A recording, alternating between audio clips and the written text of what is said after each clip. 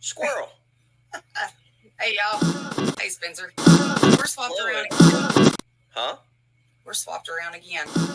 Yep, I know you do it on purpose.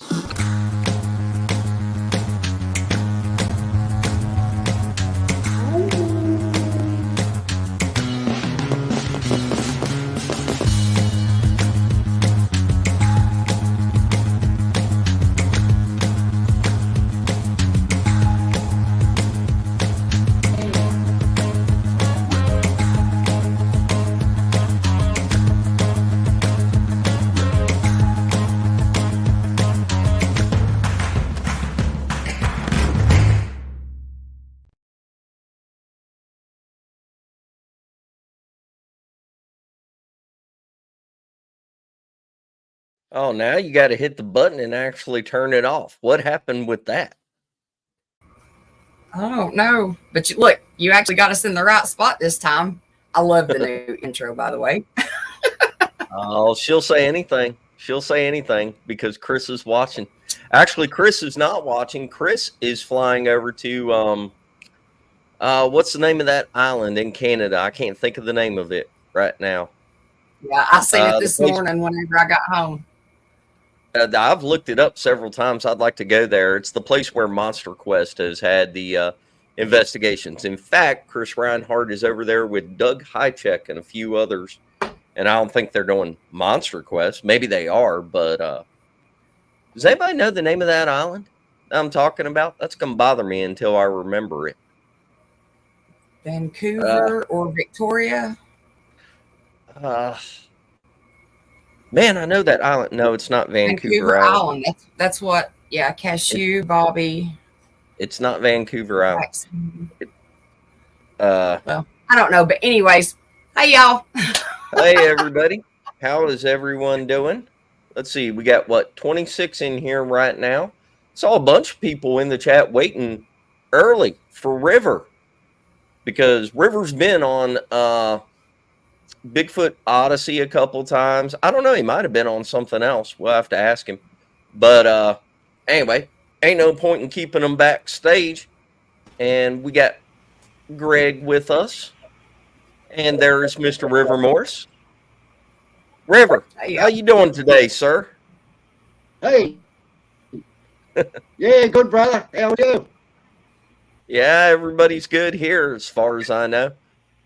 Now, y'all, just so everybody knows, because he's in Australia and the whole thing is being streamed live, there is a lag whenever we speak. So we got to wait a minute for him to, hear us talking, and after he's done talking, it takes a second to come through and everything. Can't do anything about that. Bobby Yones, Gary. But again, hey, everybody in the chat, thanks for joining us. So, in the Bigfoot world, I mean, we tend to think that Bigfoot is you hear about the abominable snowman, Yeti, and all that kind of stuff. And here recently we've heard, and the Almasty in Russia and things like that. And supposedly people in England and Ireland and Scotland have even had Bigfoot sightings, supposedly. But, the Yowie, by all the accounts that I've seen, the Yowie is pretty much exactly like boogers are over here, at least like in their behavior and everything. I mean, a lot of the videos I've watched and a lot of the accounts I've read, they seem to, be the exact same being, creature, whatever you want to call them, and they seem to respond the same way.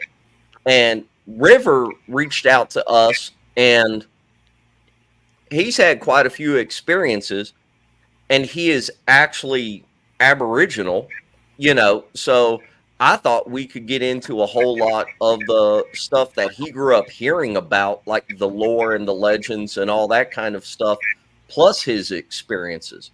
So, River, before you go into like the booger stuff, the Yowie stuff, and all the other stuff that you've had, could you tell everybody where you come from, how you grew up, and the lore and everything that they told you while you were growing up? Yeah, not a problem. Hey, thank you for having me on the show. It's an absolute pleasure to be here. And Misty, Greg, thank you very much. Hey, Spencer, thank you, brother. Yeah, Oh yeah. I grew up in Western New South Wales. Grew up in Western New South Wales and out in the bush. I grew up with my elders telling me and keeping, like letting us know that hairy man's out there and he's real. Now look, I'm not a believer, I'm a knower. I know they're there. I've seen them, I've smelled them, I've spoken to them in my language. But there's all different sorts of names for our mob down here with the Yowie.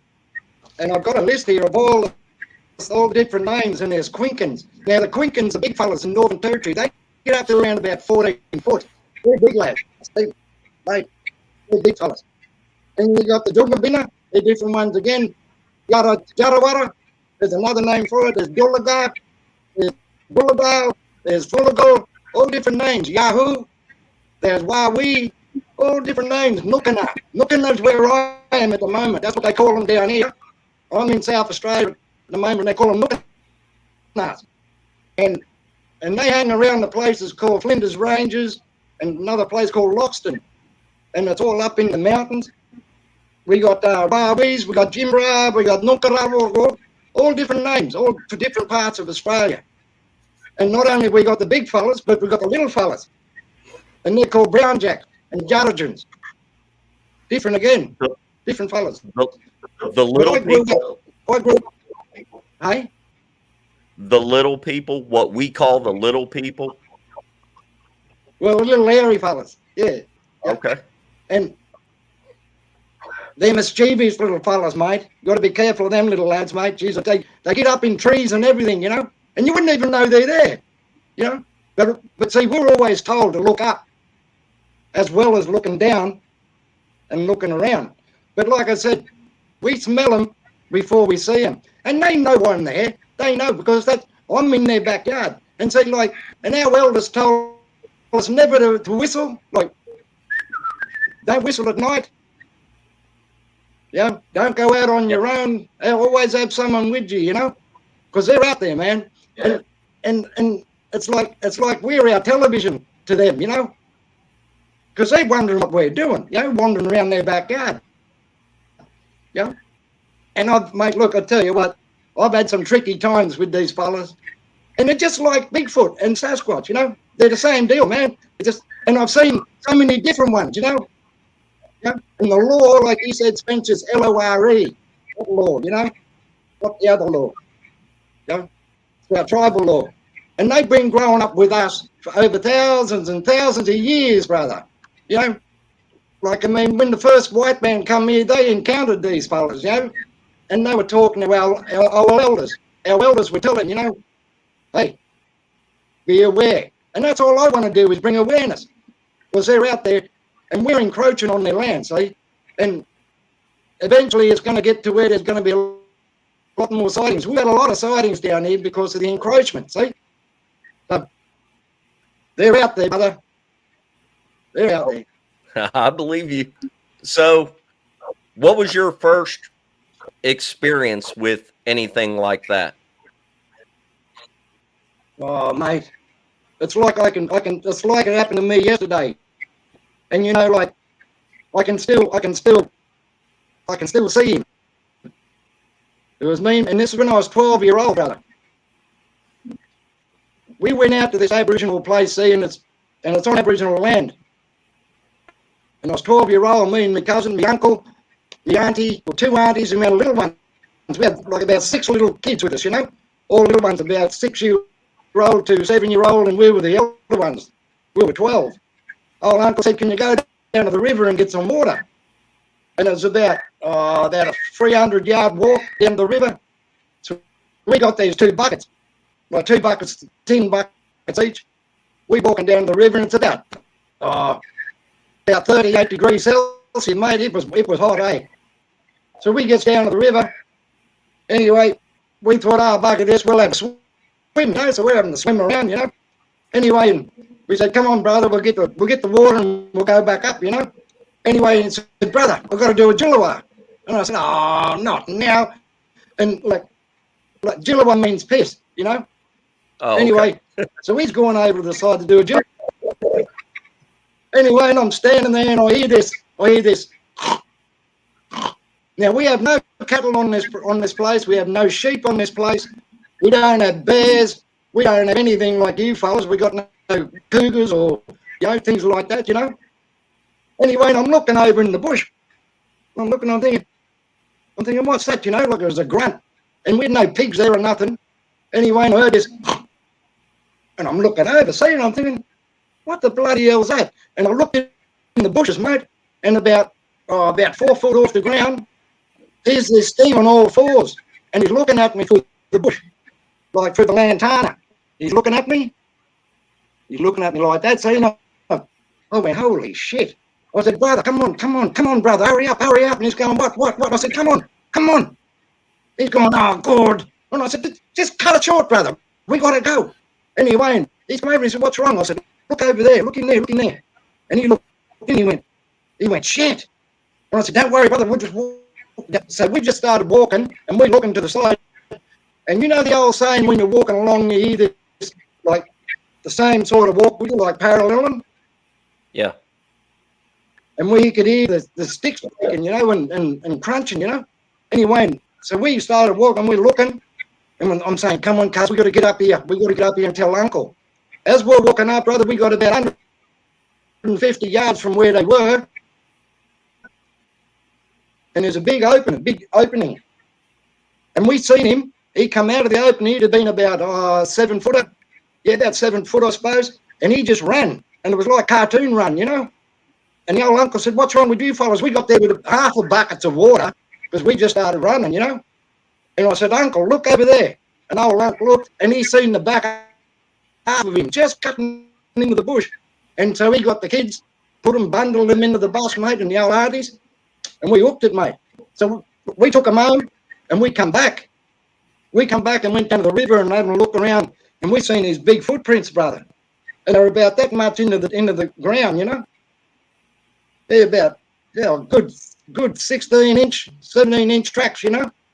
And we didn't have any plaster or anything like that. We're not going to go out and But that was my first. That was my first encounter. And you know what, Spencer? He looked like a Newfoundland, or what they call them fellas, the caveman type fellas. Yeah. Yeah. So it looked more like so it looked more like a person in the face. Yeah, it looked more like a caveman type fella. But he was down on all four. He was like a spider, bro. But then he come up a little bit, and then that's when that's when Lloyd seen him and he's going, brother, see, look. And I'm going, I know. But he had face, like the facial features of a caveman type fella. He had hair on him. He had hair. What color? Yeah. What brown, color? real dark brown, brother. Yeah, dark brown. Like a chocolatey brown. Did you see the eyes? Yep. What'd they look like? Black eyes, brother. Black. Okay. Black eyes. Yeah. Did you smell anything? No, not then. No. The smells come later on in my life with them. And but no, we never smelled him, but we seen him and we heard him. And so we come back down, like I said. And old uncle said, what did he look like? Because old uncle knows all about these fellas. See, his father sat down with them and everything. You know, they look, and he was saying, come on, that'll do. We'll go. There's no point in being down here because he's probably the day watcher. See, he'd have been watching us, wondering what we're doing, see? And I reckon he's alerting the other mob, the other clan, about the little kids up there. See? Like we've always been told, that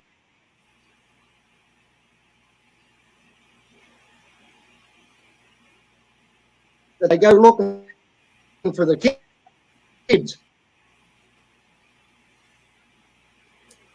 To take the kids away. Yeah. Hey, River. So that was a still, you know, like it hasn't left me. I had bad dreams and stuff about it, you know. I was talking to Greg about it, and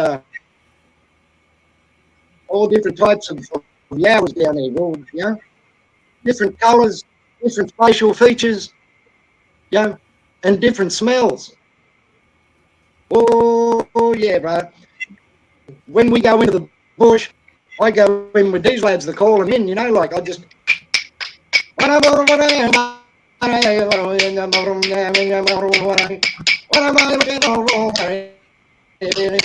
them know that I'm in there, brother. But they see me anyway. They know I'm there. But I don't know where they are, see, so that's why I let them know. You know? Do they respond to Tells, that? mate. Do they respond to that stick knocking? Hell yeah. Oh yeah. Oh yeah. Yeah, you can hear them. You can hear them, you know. You can hear them responding to it. Yeah. What do they do? Do they break branches? When Do they knock back? the big lad out, they seem to get agitated. They seem to be agitated when I'm in there. They know who I am. They know me. Yeah. Know? But there's different clans that come through. There's different clans that come through at different times. See, they're like us Aboriginal people, brother. They're nomadic. See, they follow their food sources. So that's why you only see them now and again, and then you don't see them again for 2 weeks or a month or whatever. You know? They're just following the food. And they follow all the creek systems and the river systems and all that, you know? But they go into the foliage, mate, and I tell you what, they blend in that good. You know, I was only about 10 foot away from one time, mate, when I was yamming. And, brother, I didn't know he was there. He was only 10 foot. He could have just grabbed me. I didn't know he was there. Yeah. But they get agitated when they hear this, and they get all agitated. You could hear them shuffling around, you know? Yeah. Yeah, it's, and you know, yeah, it's something that you'll never ever forget. What was the next time you ran into one? Yeah. And it's just crazy, mate. Huh? I said, What was the next time you ran into one? Oh. Would have been about a year and a half later. Me and my mate Brownie were on the motorbikes. We were going up this fire break. That's a road that's alongside the railway tracks. And we were on the motorbikes. We were cruising along going up to see this old fella by the name of Kung Fu. And he lives up near this old abandoned cemetery. It's an old cemetery up that way. He lives in the bush on his own, you know. And we used to take food up to him. And the only time he'd get into town was to jump on a freight train and ride that into town and get the next train back out, you know, into the bush. We were up there on the motorbikes, and we went up to this old cemetery, and we were sitting on the side of the road on this log, see? Anyway, and Brownie said, "Can you smell something?" And I said, "Yeah, it smelled like something dead, you know, something decaying, something wrong." We thought it might have been just a dead wallaby or dead kangaroo, something like that, you know. Anyway, next thing, this thing come flying over the top of this big branch, big tree, like a big branch come flying over the top and landed. We thought, hey, what's going on here? There's no one else out there, brother. It's only me and him. Anyway, we're looking around, you know, like this, you know. What the bloody hell was that? Next thing you know, we get something else thrown at us. And it was a rock about the size of a baseball. And if that thing would have hit us in the head, mate, would have knocked us out, you know. Oh, yeah. Anyway, we're looking around, and we seen this lad, and he was standing, well, he's crouched down behind this gum tree, and he was putting that go on, you know, and he'd look at us like this, and he'd lean across again, and look at us, and that was it, mate. We jumped on the bikes, and we were gone. We jumped on the bikes, gone. And then we went home, told our uncle about it. I said, "Uncle, they're up at the old cemetery now," because they move around, brother. They move around, you know. So then we didn't go back up there for a good while. We didn't go up there for about a month, you know. Anyway, a year's come by. We're out the bush again, you know. And this is when I was telling you about the yam, when I was out there digging yams. I was about 16 then, and I was out there digging yams on my own. You know what yams are, eh? Yep. Yeah. I'm out there digging around with yams. Anyway, and I heard this kind of like that, see?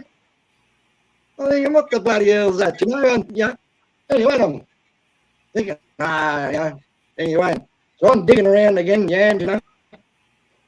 Anyway, I heard this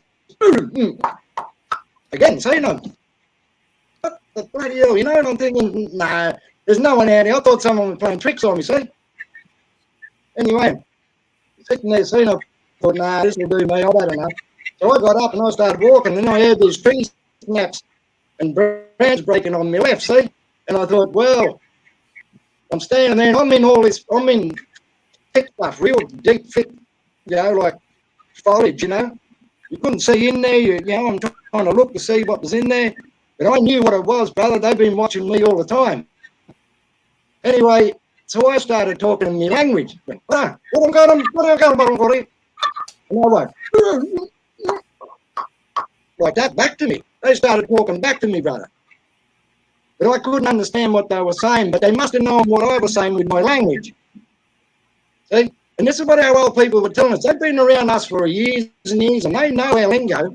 Yeah? Yeah. But when he started talking, another one started talking, and that was about 30 yards to the left. And there was 3 of them, bro. They were parallel, like they were around me. And I was 16, bro, and I still remember that too. Yeah, but then when he started going, that was the elder. That was the older fella. That was the alpha. Oh, yeah, and there was a female there. There was a female, the alpha, and a juvenile. So, and do you think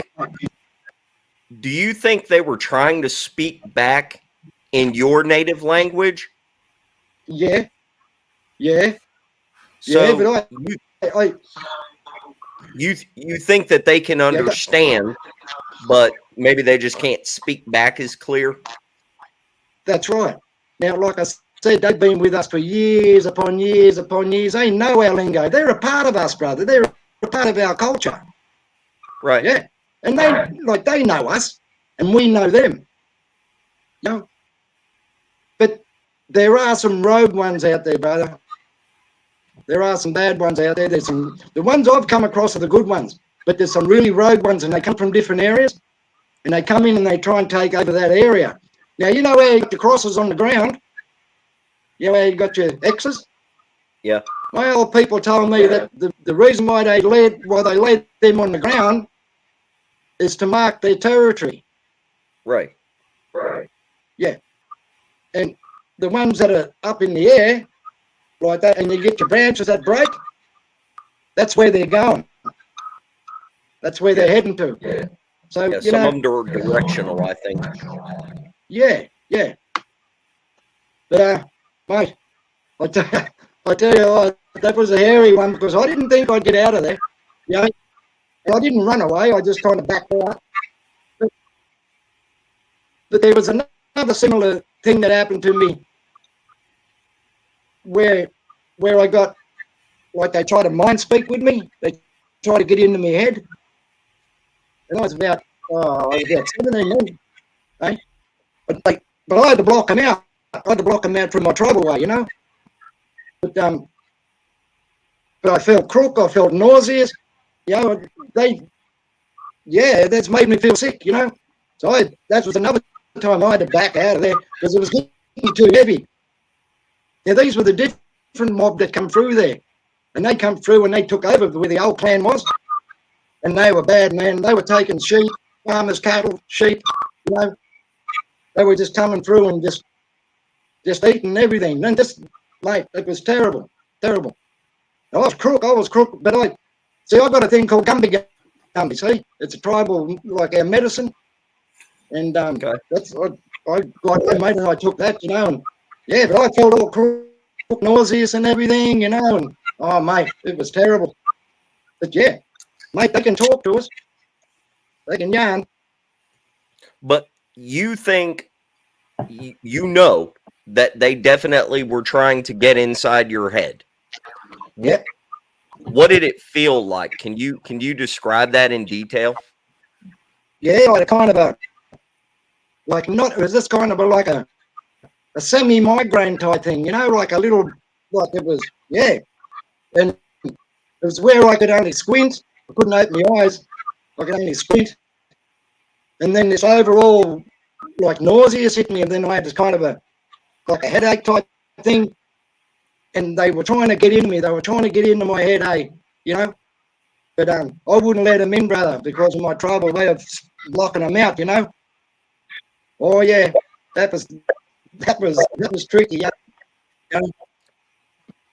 Let me ask you something else. You said some of the rogues are bad. They can be mean, I assume.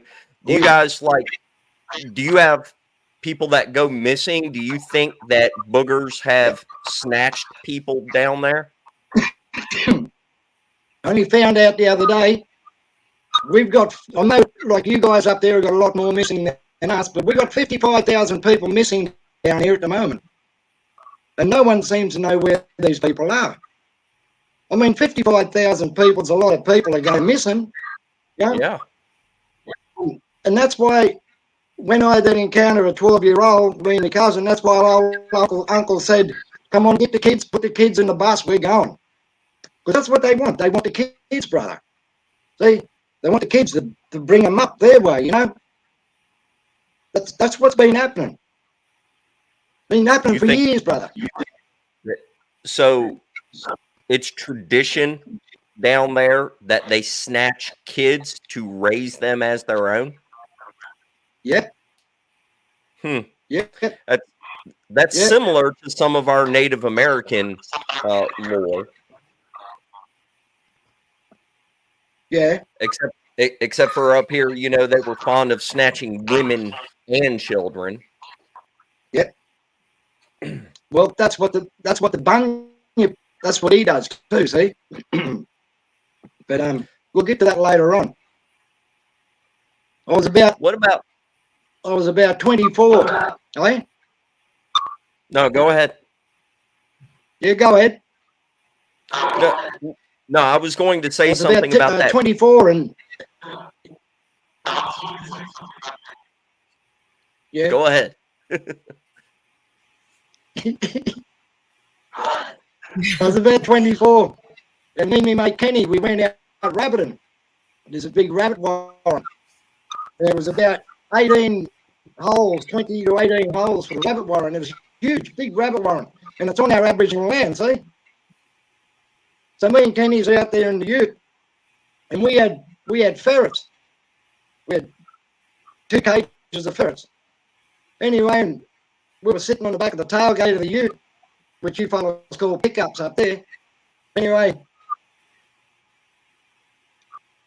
we took the ferrets over, set the cages up next to the holes in the rabbit warren. Anyway, and we'd gone back over the ute, and we're sitting on the tailgate.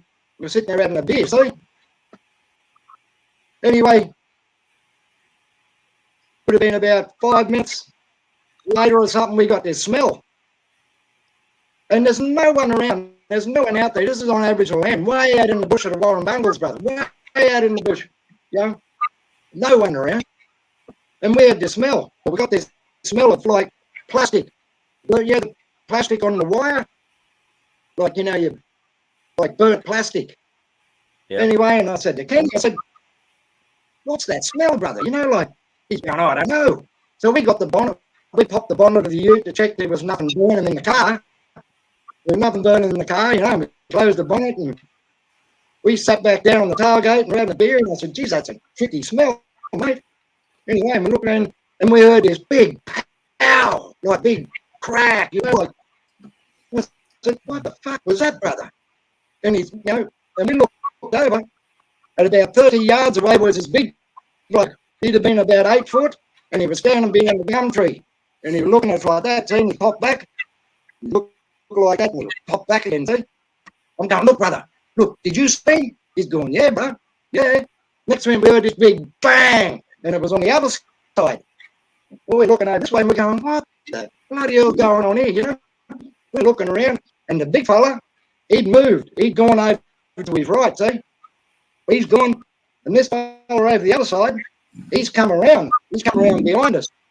And next thing you know, where it is, bang, over the other side. So there's three of them again, man. And he's gone, bang. And he's gone down. We seen him, he just went straight down, bang. And we seen him, he'd have been about, 7 footish. But he was, I reckon he was a juvenile. So the old fella's saying, hey, you distract him over there and I'll distract him over here. But then the other fella, he kept moving around behind us. So then there again, we were pinned in, bro. Anyway, we thought, well, we'll just leave the ferrets. We'll left the ferrets there to fend for themselves, mate. So we jumped in the ute. But before that, we got the other smell. The other smell was like rotten eggs. You know, like bad eggs. Yeah, we had that plus the burnt plastic and the bird eggs, the like rotten eggs. And then the other smell was like a wet dog, wet horse. Something like that, you know, like that. Yeah. So anyway, we jumped in the ute, and I've still got the ute outside, and there's a big dent in the side of the ute where we drove out, and it's just gone bang, hit the side of the ute as we were driving out, eh? I've still got the dent. I'll take a pic of it and I'll send it to you. Really? Oh, yeah. Oh, yeah. So I don't know what happened with the ferrets, brother, but we got out of there. Okay? So see, what had happened was, and now this is coming on dusk, and we had daylight savings, and this is around about 7 o'clock in the evening, and you can still see, you know? So we're on there, like they come down there every afternoon to get the rabbits. But here we're down there. And they're more or less saying, hey, what are you fellas doing here? This is our tucker, not yours. Yeah? That's what they were doing, because we'd come down there when they go to eat. You know? Yeah. Yeah. But we seen him, and he was a different fella again. He had no hair on his face, but he had a flat nose. He had a flat nose, a bit like mine, but flatter, like, you know, like flat nose. And he had, how can I describe it? He'd have been about 4 foot across, you know, he was a big lad, he was about 8 foot. And he had the long hair like the thing down, yeah, but he had no hair on his face. And the same thing again, black eyes. And he was just looking at it. He'd swing back, you know, he'd be on the gum tree and he'd look at us again, you know. Oh, yeah, mate, that was tricky. We didn't think we'd get out of there, eh? We thought that was it. And this was that road mob that was coming down there. And this is a new clan that come through. See? But the old mob had moved on. So this mob had come in, you know. So, and they'd stumbled across this rabbit warren saying things. We've been going to that rabbit warren for something like 50 years, brother. You know, so we know the rabbits are there. Yeah. Yeah. And the other thing was, there was rocks clacking, you know, like with the rocks. Yeah, there's no rocks around that area for miles, bro. There's no rocks around that area. So I don't know what they must have brought the rocks with them. And, you know, and bang, and we, bloody hell, you know, oh yeah, she was full on, mate. I'm surprised we got out of it. Surprised we were here today, eh? Mate, I tell you what, it was full on. When that lad come out and hit the side of the ute, bang, you know, like, yeah, we shit ourselves, mate. Yeah, like, shit, we were gone, you know. I bet I would have too. I've had them throw stuff. I've never had them reach out and slap the side of a vehicle. Well, see, the road was only thin, brother. It's only just a dirt track. Excuse me, a dirt track, and it was right there, right beside us. Yeah? Right. Bang, as we drove past. Mate, gee whiz. Yeah. It sounds like they keep encircling you, like they keep getting all the way around you where they can get you any which way, coming or going. I know. So what is it? Well, it sounds like a hunting technique, like they're circling in on you to hunt you. Yeah, That's yeah. what it sounds like. Yeah. Well, they put the wind up, so they got us out of there. So that was their thing, to get us out of there, you know. And they did. Yeah. They did. But mate, yeah, that was probably the hairiest time, like other than the yamming when I was digging yams. But when I was speaking, that was, because that was tricky too. But I was on my own, you know. Yeah. And they knew me, like they know me, brother. But with the ute business, mate, when they smacked the side of that ute, that was it, you know. I thought, oh God. So anyway, about 6 months later, we're sitting at a mate's place and he's knocking up these cyanide tablets, these capsules. He's got some cyanide and he had the fans all blowing away from him. And he was knocking up these cyanide tablets, and we went over to his place out in the bush, and we were going to get foxes. And what you do is you get a can of pal or dog food, you get a roo, you can knock a roo over, you gut the roo, you get the can of dog food, you put the cyanide tablets inside the pal or the dog food, but we call it pal over here, and you put it inside the roo. Because there's no good shooting the foxes because you lose your money on the pelts because of the holes, you know. Okay. So we were dragging this kangaroo down this dirt track, see? 2 of us on the back and the lad was driving. And we had this big light on top, you know, and the rope that was attached to the roof was about 150 foot behind us. And this is at night time. And we're driving along and we're just going to call in the foxes, see? Anyway, we're driving along and we're trying to torch around. You can see the eyes. You can see the eyes of the foxes, you know? And they're like that, you know? And we're going. Anyway, we're driving along. Next thing we heard this big bang. The rope and the kangaroo got pulled off the back of the ute, like pulled off the rope. Now, I don't know how this Yowie got on with this, because he was a big fella, man. He come out, we had the light on him. He come out, grabbed the kangaroo off the back, snapped the rope, and took off with the kangaroo. So we were thinking, hang on, what's he going to do with that? Because how would he get on eating cyanide? Now, would that drop the Yowie or what? We don't know. So we come back the next day. We went up there through the day. We didn't want to go up there in the night because we had no guns or nothing on us.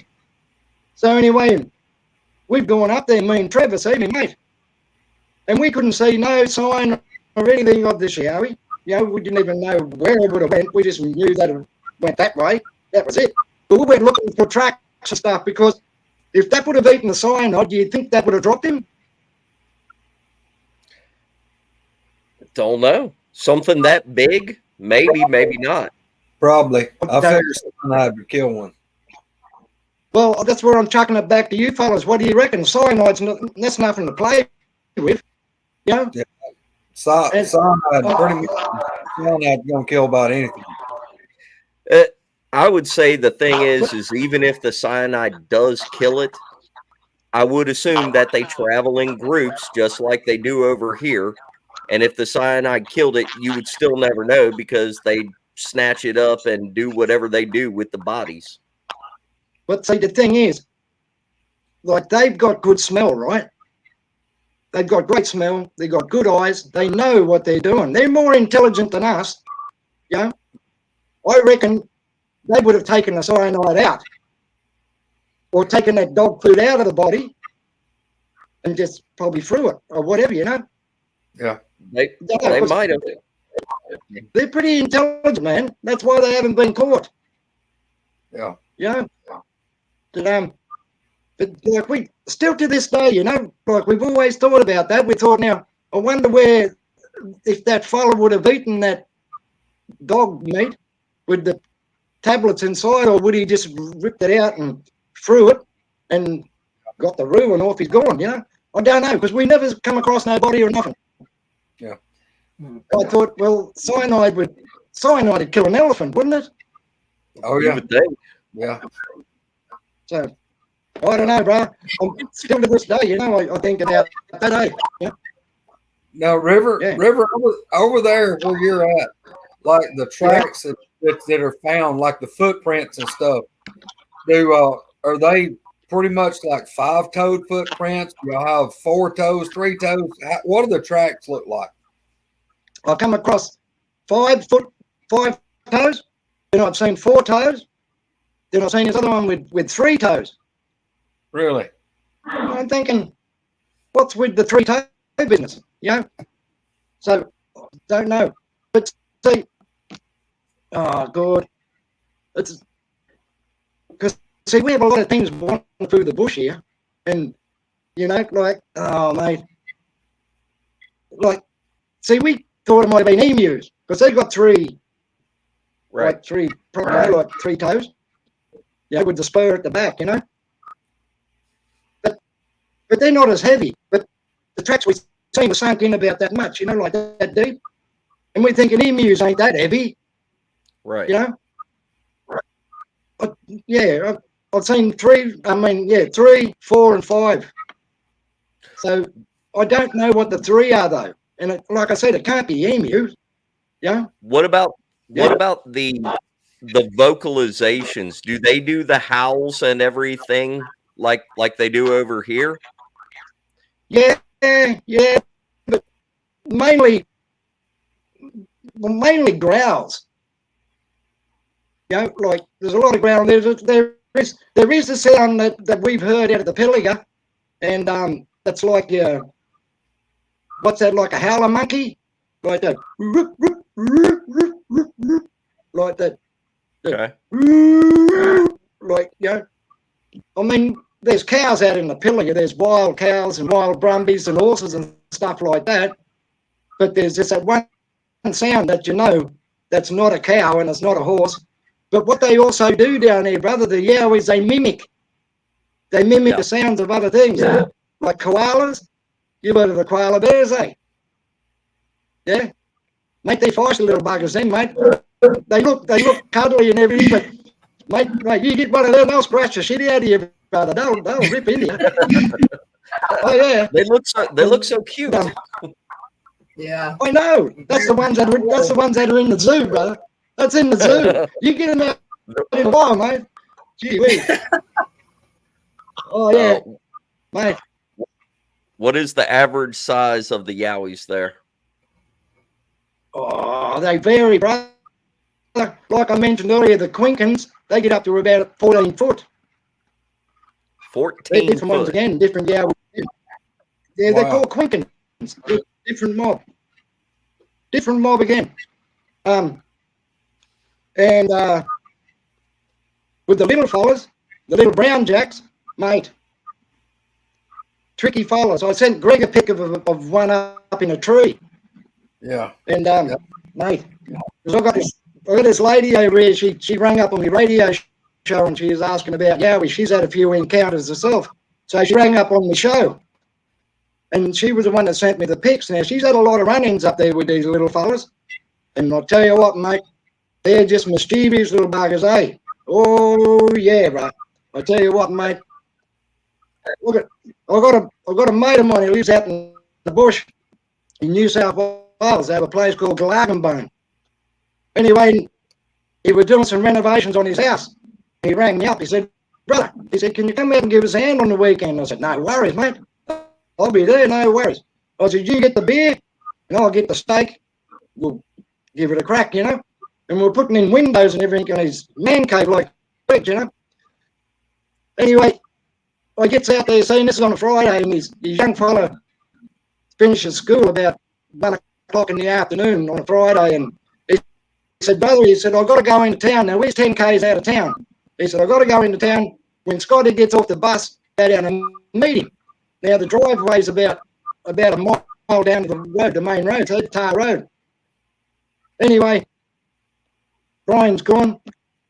I'm there and I looked at me watch and I thought, oh yeah, I wandered down and meet Scotty off the bus. Anyway, I'm walking down this dirt driveway, see him.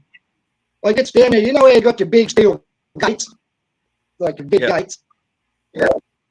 Anyway, and I gets down there. The bus is already gone. Scotty's down there on the gate, swinging on the gate with this other little bloke. See, I'm thinking, I'm walking down there, you know. Anyway, I'm thinking he must have a friend from school coming to stay the weekend with him. Yeah.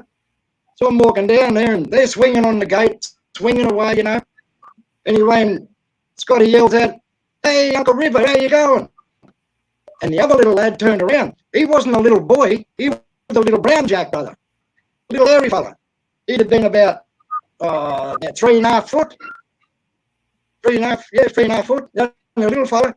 And when he turned around and seen me, mate, he'd gone. He hooked it through the scrub, eh?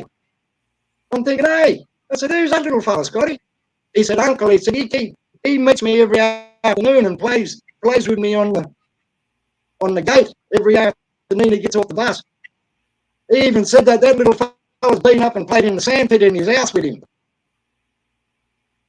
And Brian didn't even know, mate. The father didn't even know. I said, hey, are you aware of this? When he come home, when Brian come home, I said, hey, brother, do you know? Because I said to Scotty, I said, have you told Dad about this? And he said, no. He said, don't tell Dad, he won't let me play with him anymore. I went, what? So I asked the old fella when he got home, I said, hey, you know, Scotty'd been playing with brown jacks? And he didn't know what brown jacks were, see? And I had to tell him. And so he asked Scott. Scott said, yeah, he's a little hairy man, little hairy boy. He comes and plays with me, Dad, every afternoon on the gate. He swings on the gate with him, mate. I'm thinking, whoa. So if there's brown jacks there's got to be brown jacks all around that area, yeah. And they must be in that area for a while. They must live in that area, because he's there every day. Every day he's there to meet Scotty off the bus. And you know, like the Yowie, they're nomadic. They move around. You know, they keep moving. You know. So I'm thinking, well, where's the parents? You know, I'm thinking they've got to be here somewhere too. You know. Yeah, but they're mischievous little fellas, mate. Our stories of the little people describe them as being very mischievous and mean. Yeah. Yeah. They're not supposed to be friendly. In fact, they're supposed to be cannibalistic. Like, apparently, I think they like to eat people is the overall general theory with the little people. Maybe I'm wrong on that. So, any more booger stuff? Yeah. Did you run into any more Yowies? Oh, yeah.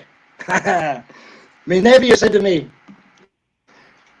he said, Unc, he said, we've got to go out here to the bush, eh? And I said, yeah, right, because he wanted some time out to go out in the bush, and he had himself in some trouble, see? So I was kind of like his mentor, you know, to get him, you know, to put him on the right track. He said, Unc, can we go out the bush? And I said, yeah. I'll take you out here. Come on, go out here, you know. He said, can we take the Yidiki with us and call him in for me, eh? And I said, what, do you want to take the Yidiki? And he's going, yeah. And I said, you really want to see one? And he's going, yeah. So we took the Yidiki out there. Like, we're about 80 mile in the bush, though. No one around. So I took this lad out with me, see? Oh, yeah. And I call. You got to play that. You got to play that for everybody. Yes, got to play it. We want to hear it. They got to play it.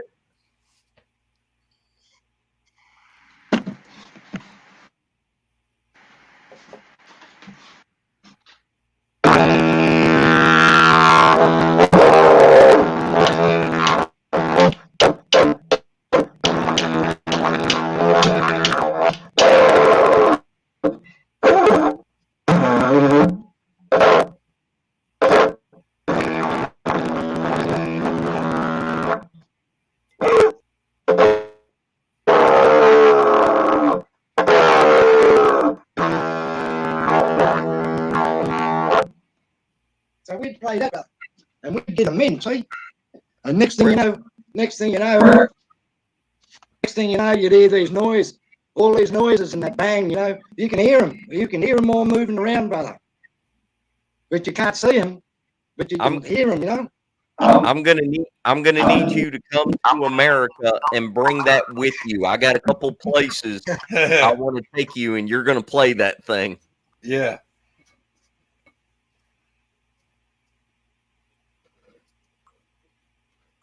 He's froze up. He froze up. They let me through customs. I don't know. Probably. If not, we'll sweet talk them into it. So And now, yeah, let me ask you this: you've got more than just Bigfoot and the little people, the Yowie and the what'd you call them, brown jacks? You've got more than that. As far as cryptids go in Australia, what was the name of that thing?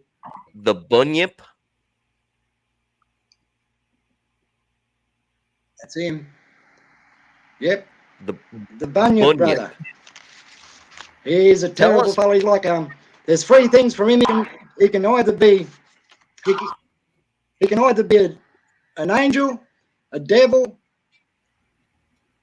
or you know, or God. Either three of them things, bro. But they're different. They're different again. Now they reckon it's a myth. That bunyip's a myth. Now that's bullshit, man, because we've seen a bunyip and it's not a pleasant thing to look at. But in 1913, there's two fellas by the name of Davis and Harrison. If memory serves me correct, April the 20th, 1913, they spotted a bunyip in Tasmania. Tasmania's down the bottom of us in Australia. Right. And it was about 16 foot long and about 5 foot wide.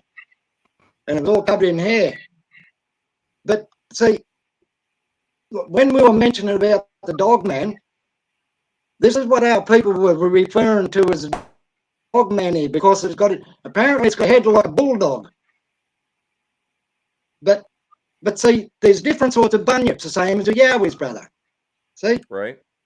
The bunyip we seen, we were coming from the movies, and we're walking across this bridge, and the river was about 40 foot below us, and it was a moonlit night. You could see everything. It was so bright. You know, this is about 11 o'clock at night, and you could see everything. It was so moonlit night, you know. Anyway, we heard this snorting sound like that, see? We thought, what the bloody hell is that, you know? So we looked over the side of the bridge, and here's this thing. It was about the width of a car. It was about 20 foot long. It had like leather skin, and it had the head of a cow, and it had flippers, and its tail tapered down to a point. Yeah. So we're looking over the bridge, and we're gone. We ran home and told Uncle.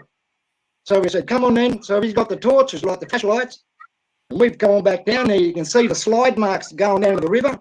And the heaps of the farms, a lot of farmers have been missing cows and sheep and everything, you know, because this thing, it lives in the estuaries, like in the rivers and the billabongs and all that sort of thing. And it's the same with our mimmies. See, we got mimmy spirits down here. See, we were told never to swim in the rivers or billabongs at night time because the mimmies will come and get you. They call mimmy women. They're mimmies. They're women that'll drag you underwater, bro, and you will never come back again. That's it. You don't swim in the night in the billabongs, you know. And yeah. Yeah, there's been a few people taken, brother, with mimmies and with the bunyip, you know. Oh, yeah. They're out there, bro. There's all different names for the bunyip down here. Gurungari, Miriola, they're in, that's in New South Wales. The Cabanya, he's in Queensland. The Muni Muni, he's in Queensland too. That's the names, all different ones. In Victoria, it's called Murubul. All different names for the bunyip too, as well as the Yowies, you know. So, yeah. But the little people, bro. Let me ask you a question, River. Do you think? Yeah. Sherry wants to know: are they like mermaids, the mimmies that pull people under? Mermaids are prettier.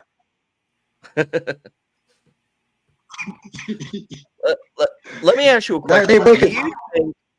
Do you think with having had as many experiences as you've had, do you think you were just in the right place at the right time? Do you think that whenever you said earlier that they know you, do you believe in the possibility of being marked and that these things are attracted to people that are marked? Yeah. And when I got struck by lightning, me dog, so we call the dogs down here Wanji. Me and me Wanji walking home from the river one night, see? This is about 10 o'clock, 9:30, 10. We had this big storm happening, brother. And we could see it coming over, and I thought, no, come on, girl, we're going. Talking me lingo, come on, we're going. Because you could see the lightning, it was, and we were going down the dirt track going home, and about, would have been 20 foot away from us. Pow! It just split this big gum tree, and it booted me and my dog about 20, 30 yards away, mate. I couldn't find her. I had to go looking for her. But when I got up, like I thought, the heart was like this, mate. It was going flat out, eh? And I thought, right. I got up and I'm going, wow, like, whoa. And I went and found her. She was all right, but she was laying down underneath this briar bush. Anyway, and I got her, because I had a water bottle with me, and I got her and I got some water for her, And when we got up to keep walking, like we were kind of groggy and daisy and that,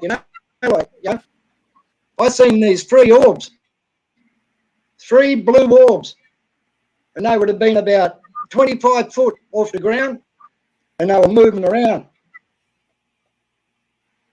And when they were moving around, we heard this sound, crash, and it was a doolagal, like Yowie. So, I don't know, look, they seem to find me. I don't know what it is. It's through our tribal way, brother, and Did you say you saw orbs and Bigfoot at the same time? Like you saw them together? Yeah. I caught that too. 3 orbs, brother. Yep, 3 orbs. Like that. We're going like this. And then we heard this big bang on the left, And I wish my dog could talk, man, because she'd be on here with me, Right. Yeah. Yeah. Like, but there was more than 3. There was about 5 of the doolagals, like Yowies. About 5 of them, brother. But see, ever since that time when I got struck by lightning, I've had this kind of a sixth sense thing happening with me. Yeah. Where, where I don't know, it's just strange, where I can pick up on things before they're there. Like things that happen, And I don't know if it's got anything to do with the lightning strike or what. I don't know. But Well, mate, we're working on a theory. It would have been about. It would have been 2 weeks later. I was coming in to do my breakfast radio show, and this is in the same place up in the mountains in New South Wales. I'm snaking down, coming down to the river to go over this low bridge, and it was a foggy morning. It was about 4 o'clock in the morning. Anyway, I'm coming around the corner, and I had a Ford Econovan at the time, and I had my dog in the back, and all my gear was in the back, like my phone, all my radio stuff's in the back. So I'm driving down there, see, and I gets around this corner, come around the corner, and there they were, mate. The father would have been about 9 foot, the mother would have been about 8 foot, and the 2 juveniles, family standing in the river. Would have been a perfect shot, They're only about 20 yards away from me, and the old fella, the father, locked eyes on me, and he had kind of like yellowy, orangey kind of eyes. And he looked at me, he locked eyes with me. I'm looking at him.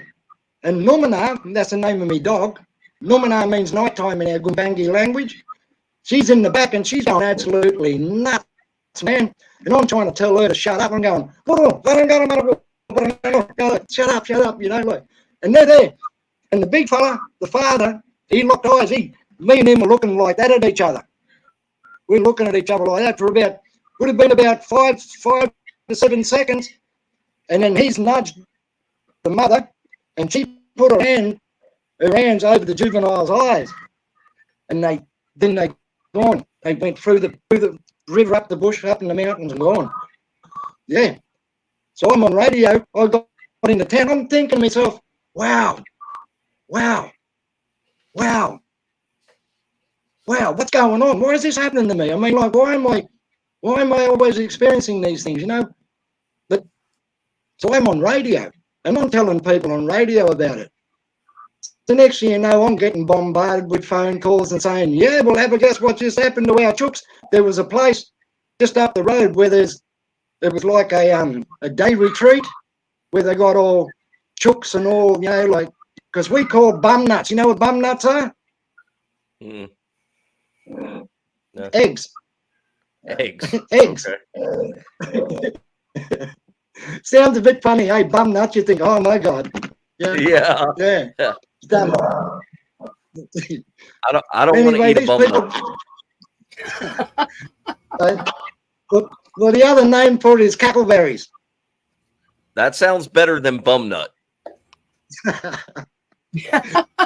Anything sounds better than bum nuts. Yeah. So I get these phone calls, see, on the radio show, saying, River, we just had chooks gone missing. We've had our rabbits missing. Yes, these things have just gone through and taken stuff, you know. Yeah, but if I had that camera, if I could have got my hands on that camera, mate, I'd have had the perfect shot of these 4 beings standing in that river. Oh yeah, The money shot. Believe it. Oh yeah, but you know, pigs don't always tell the right story, do they? No. Yeah. But, Yeah. mate. Well, But why that do was you the money think? shot. I mean- Why do you think they covered the eyes? Sorry. Why do you think she covered its eyes? I don't know, because I had the high beams on the van, so she probably was covering them up, you know. Don't know, because I only seen the father's eyes, and they were kind of reddy orange. But I've never seen the mother's because she had her head down, and he kind of had to, like, was nudging her or like, and she had her hands over the little one's eyes, you know. You hear a lot of Yeah. people say they won't with you, that they won't look straight at you, and that's when you said that I just thought that was strange. Yeah, well, so that's the same what our old people say too. When you lock eyes, when I locked eyes with that father, he was kind of like, he was pissed off. He was pissed off, you know. You could tell by the look on his face. And once again, he was a different one again. He was a different looking Yowie. A different one again. He had this kind of he had hair like on the side was coming out. But you know how they're all like there's no hair on the face, so but he had hair coming out this way. He was different again. River, you've already talked about like the mind speak and possibly being marked by them and everything. Do you know anything about them being able to step into different dimensions or portals or anything like that? Is that part of the traditional stuff? Have you seen anything about it? Nah, I kind of don't believe in the portal bit because I've seen them walk away, but I haven't seen them kind of disappear, like this kind of like that, like as if they're walking into a vortex or something. Right. No. I reckon they bury their beings and they take them into caves. Because we go, you know. Have you ever? What do you think they are? What do you think they are? Flesh and blood like us, brother. Okay. They're a part of us. They're a part of us, mate. They've been around our culture for over 60,000 years.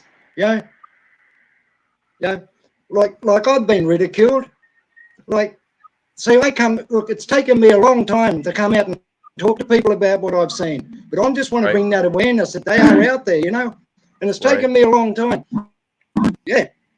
Like when I first come down here, I was going down to do my radio show down south. And I pulled into the Bakers.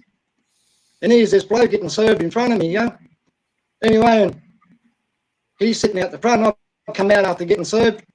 He said, "Excuse me, mate." And I said, "Yeah, mate." Well, I didn't know this bloke from a bar of soap, you know. He said, "Are you Aboriginal?" I said, do I look Japanese?" Anyway, and he just kind of, you know, he laughed and that, you know. He said, "Can I ask you something, mate?" And I said, "Yeah, what's that?" He said, "Do you believe in the Black Panther?" And I said, "What do you mean?" He said, "Well, we got a Black Panther around here in this area. It's called the Lofty Ranges down here." And I said, "No, mate." I said, "Look, I'm only new here." I said, "I haven't seen any, I don't know. I'm not aware of any of the Panthers. I'm only new, you know." He said, "Okay." He said, "You're eating Yowies." Well, that was it, mate. I said, "Mate, I'd love to sit here and have a yarn with you, but I've got to go. I've got a radio show to do." But yeah, so they're all aware of what's going on, but they noticed me. I mean, like these fellas are asking me because I'm Aboriginal, and it's with our culture. It's with our culture and our folklore, you know. A lot of people pull me up in the street and they go, "Brother, can I talk to you about something?" You know, I go, "Yeah, what's that?" "Do you believe in the hairy man?" I'm saying, "You're asking me." I mean, like, God, I mean, like, a lot of people ask me that, you know, and they all ask me about what they should do. A lot of them have been following him up home. I had a friend of mine, she rang me up one time. She said, "Brother, because I've had a lot of floods up there, see, up north." She lives about 20 k's out in the bush, just one road in, one road out. She was walking along and she's checking the road to make sure there'd been any trees across the road, you know. And sure enough, there was trees across the road. So she's organised people to come along with chainsaws and cut them up and get rid of them so traffic can get through, you know. She said that something was there. She seen it. It was about 10 foot tall. She said it was hairy. She said she smelt it, and it smelt like wet dog, and it followed her home. When 2 days later, 2 of her dogs are gone, her chickens are gone, her rabbits are gone. She had what do you call it, alpacas? Yeah. 2 alpacas were gone. Yeah, but this thing followed her home. And and here they are, and they bring me up and said, "Well, what am I going to do about it?" I can't all of a sudden get up and go up there and try and chase them away for you. Maybe if you went out there, they would follow you home, though. Well, that's happened before too, brother. Don't you worry about that. Oh, tell us about that. Oh, God.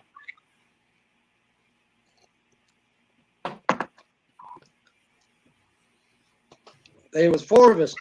We were out of the Pilliga Scrub, brother. Well, I don't know if you've heard of the Pilliga Scrub. No? There's a place in New South Wales. It's called the Pilliga Scrub. Mate, it's the most scariest place you'd ever been. But I've been there. I know what the place is like, and I've got mates that live out there. We were out there one night, and they live in cabins, but they live in town, but they got cabins out there to go out and spend the weekend, see? So we were out there, and we're sitting around the fire. We got the guitars and got, playing music and everything. Next thing you know, something's thrown at us and lands just in front of the fire. "Hey, brother, did you see that?" And they're going, "Yeah." Anyway, so we started playing again, the guitars and singing, Next minute, again, but they never come near us, but they just wanted to let us know that they were there. Yeah. Oh, yeah, they were there, But there's a thing out there called the Pilliga Princess. I've seen her, brother, in 1993. She used to walk. She's an old Aboriginal woman, and she had a shopping trolley. She ended up leaving home, and she lived out in the bush, and she got hit by a truck on the highway, pushing her trolley. And that was in 1993, and she's still there. I was coming home one night from out in Pilliga. I'm driving, see? And I come around the corner, and here she was. She's standing there. She's about 4.5, 5 foot tall. She's in this white dress, and she's pushing a shopping trolley on the side of the road. Well, mate. So anyway, sure enough, I went up and I turned around and come back. She wasn't there. So I thought, while I'm here, I'll go and see me mates. So anyway, I get in to see me mates. They weren't there. So I thought, I'll stay here for the night, you know. Anyway, mate, biggest mistake ever made. I was there, I got hassled by about four Yowies. Would have been about, I don't know, the biggest Polaroid that I seen. Now, this is at night time. This is about 10:30 at night, where I could see him, the silhouette of him. He'd have been good 11 foot tall. He was a big fella, big alpha male, I reckon. But you know what? They give me grief, man. They were throwing rocks at the cabin, you know, at the hut. They were just bombarding, and I'm going, no, fuck yous, I'm going. I'll jump in the car and go, mate. I just had enough, you know. But they were a good effort. They were just tormenting me for an hour, throwing rocks at the, you know. And then they'd come up and they'd smack the side of it, you know, and I'd go, nah, that's it.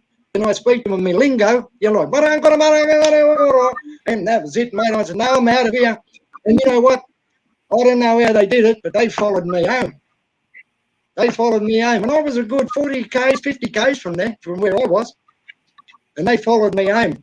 They were there when I got home. Within the hour, they were there at my place in the backyard, brother. They smacked the house. I mean, like, come on. Oh yeah. Yep. Ask Greg about it. They come grief, up and smack his man cave all the time. They follow Greg home too. Yeah.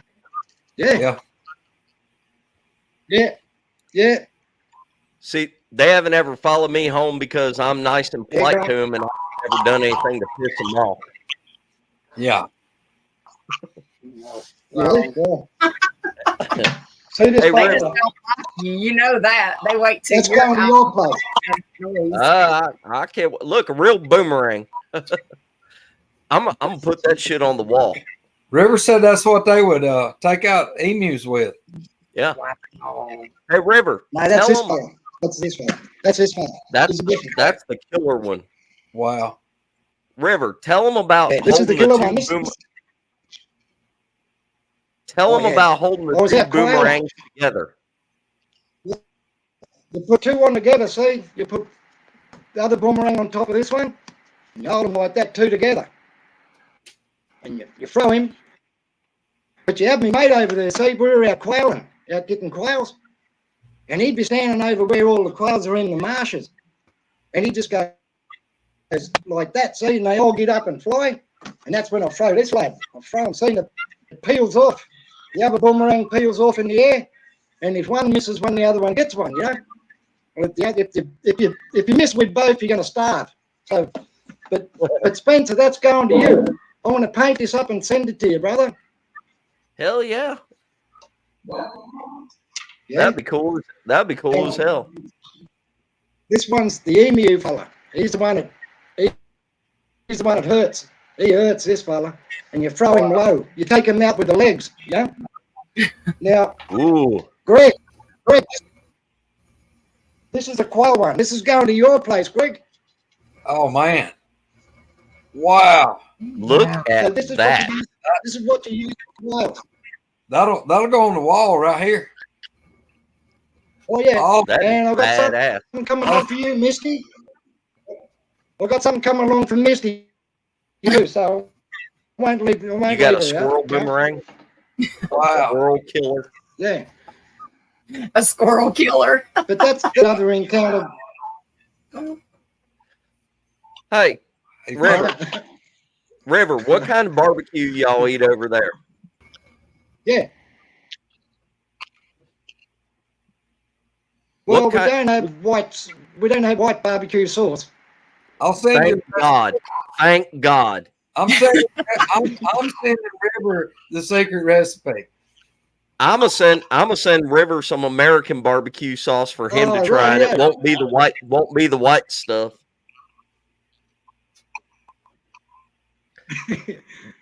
Spencer, if you threw that boomerang, it'd be a stick. Yeah, I'll take out something with it. Me and my sister was just talking about that last night about throwing a boomerang, and I said I've never been able to throw one. It always just goes in a straight line. Some of It depends how you throw it. You gotta throw it. Well, this one some of comes the back. survival stuff I've trained in, they used to talk about rabbit sticks that Yeah. weren't really like a boomerang, but it was like a stick with a dog leg in it, like a crook in it, and you would throw it low at the ground, and the goal was to get That's it the same to as that. kind of skip on the ground. Is that what that does? You throw it low, and it That's kind of the- skips off the That's what this ground. does. Yeah, that's That's what this does, we- brother. Yeah. We called them rabbit sticks. I was never very good at it. Shut up, Larry. Yeah, tell him, Larry. I'm about to mute him. Yeah, Larry. It's gone to hell already. Yeah. River, Oh, yeah. what kind of barbecue y'all eat over there, River? Well, we have pig, kangaroo, emu. I do the goanna and snakes in the ground on coals. Yeah, T-bone steaks, 500-gram T-bone steaks. Yeah, You got to tell You know what people you're about talking the about. goanna. the goanna. Mate, good tucker, mate. Good tucker. It's just like chicken. Yeah, just like chicken. That's that Big goanna's giant probably lizard, about right? 3-4 foot long. Big fella. The Yeah, giant lizard, the right? good tucker, mate. Oh, you can't beat him. Yeah. Oh, mate. What do you eat with Once you- lizard? Once you have one of them, you won't look back. You'll always have one, eh? Good tucker. What do you eat with it? Coleslaw? Baked beans? What's that? You cut out, bro? I said, what do you eat with the giant lizard? Do you eat Anything you coleslaw want. and baked beans? Yeah, salad. Salad? No, not baked beans. They make you fat, mate. Yeah, salad, veggies. No, baked beans River? make you fat, brother. River, is there? I had a buddy of mine. I told him, that you were going to come on the show today, and he said, ask him about the big, like, way he talked. It was nearly like a mythological, like a big, some type of giant lizard, like 12, 15 foot long lizard, supposedly, that may or may not still be in Australia. What? You know anything about that? Well, it's all fellow by the name of Bernie Parkins. He lived out in the bush, and he was an old railway fettler. You know, the fettlers on the railway. Yeah.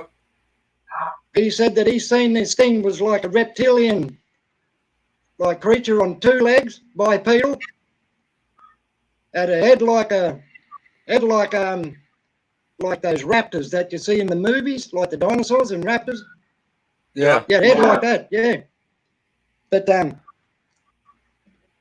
and he was the other fellow that this other mate of mine. He's still crook at the moment, but he had a run in with a dog man, and he hasn't been well. He's been crook, and he had to go counselling, had counselling and all that sort of thing. But got one stage where he was going to top himself, He was, yeah. But he's kind of bounced back a bit now.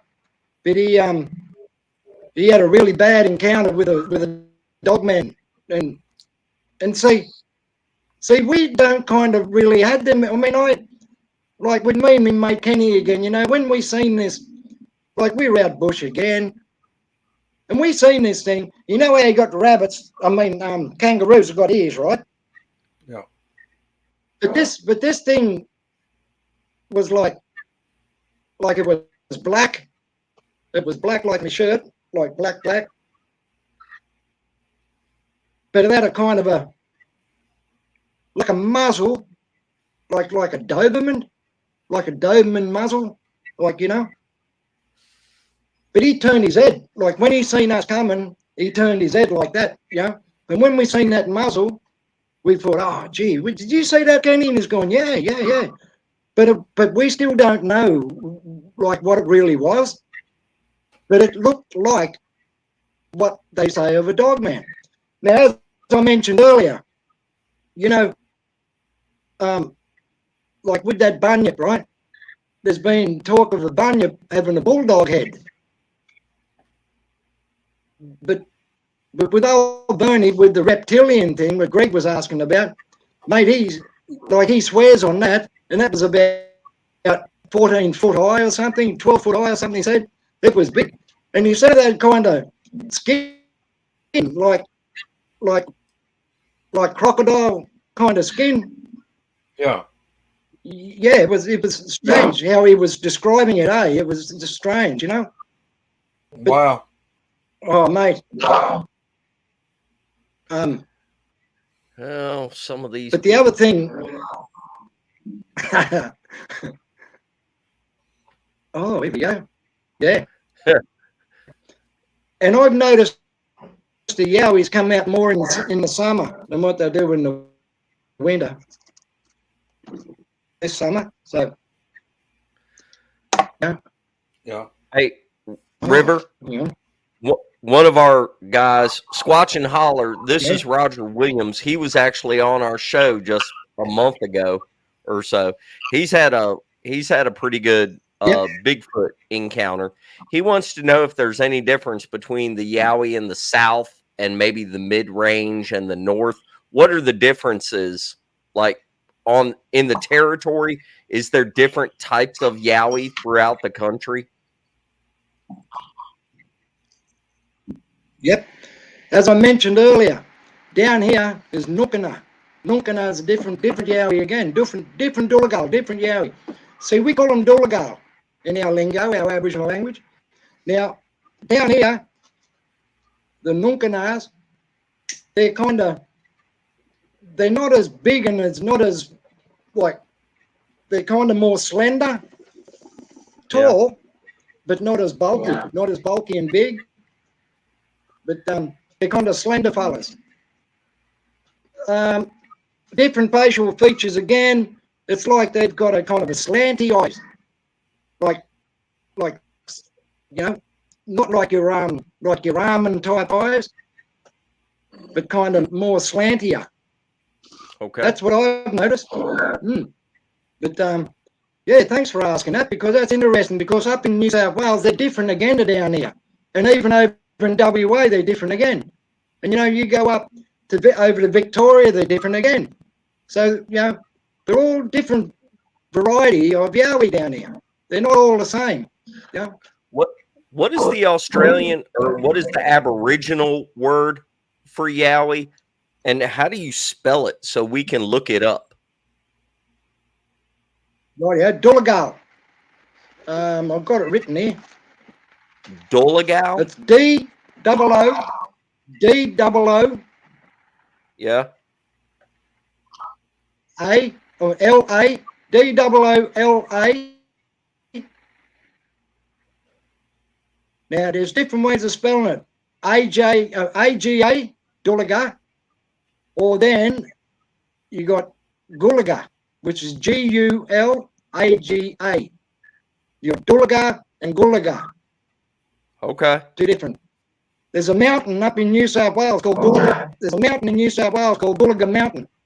And this is where these Yowies get around, at Gulaga. And there's another place right next door, and it's called Pigeon House Rock. And there's a big rock on top of a mountain, looks like a pigeon house, like a square pigeon house, you know? Yeah. So They're out there, mate. No. All Did right. you know Well, about the we're talking about, we're talking about little people. yeah. You're talking about little people.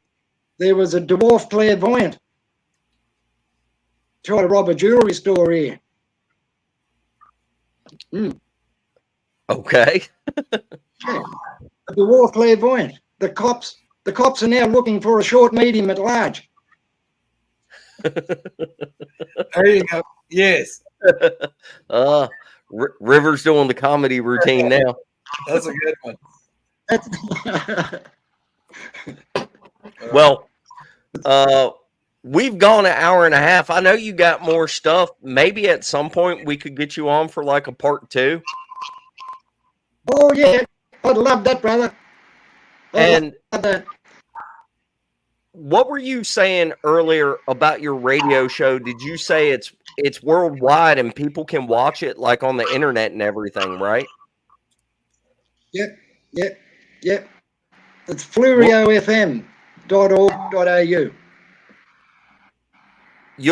If you send me a link for it, we'll put a link in the show down beneath so that people can check out the actual radio show and keep up with that and everything.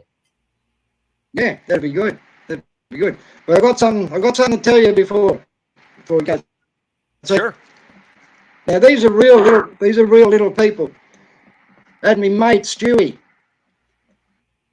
We had to go and do this, like look after this property for this bloke, and he was growing potatoes.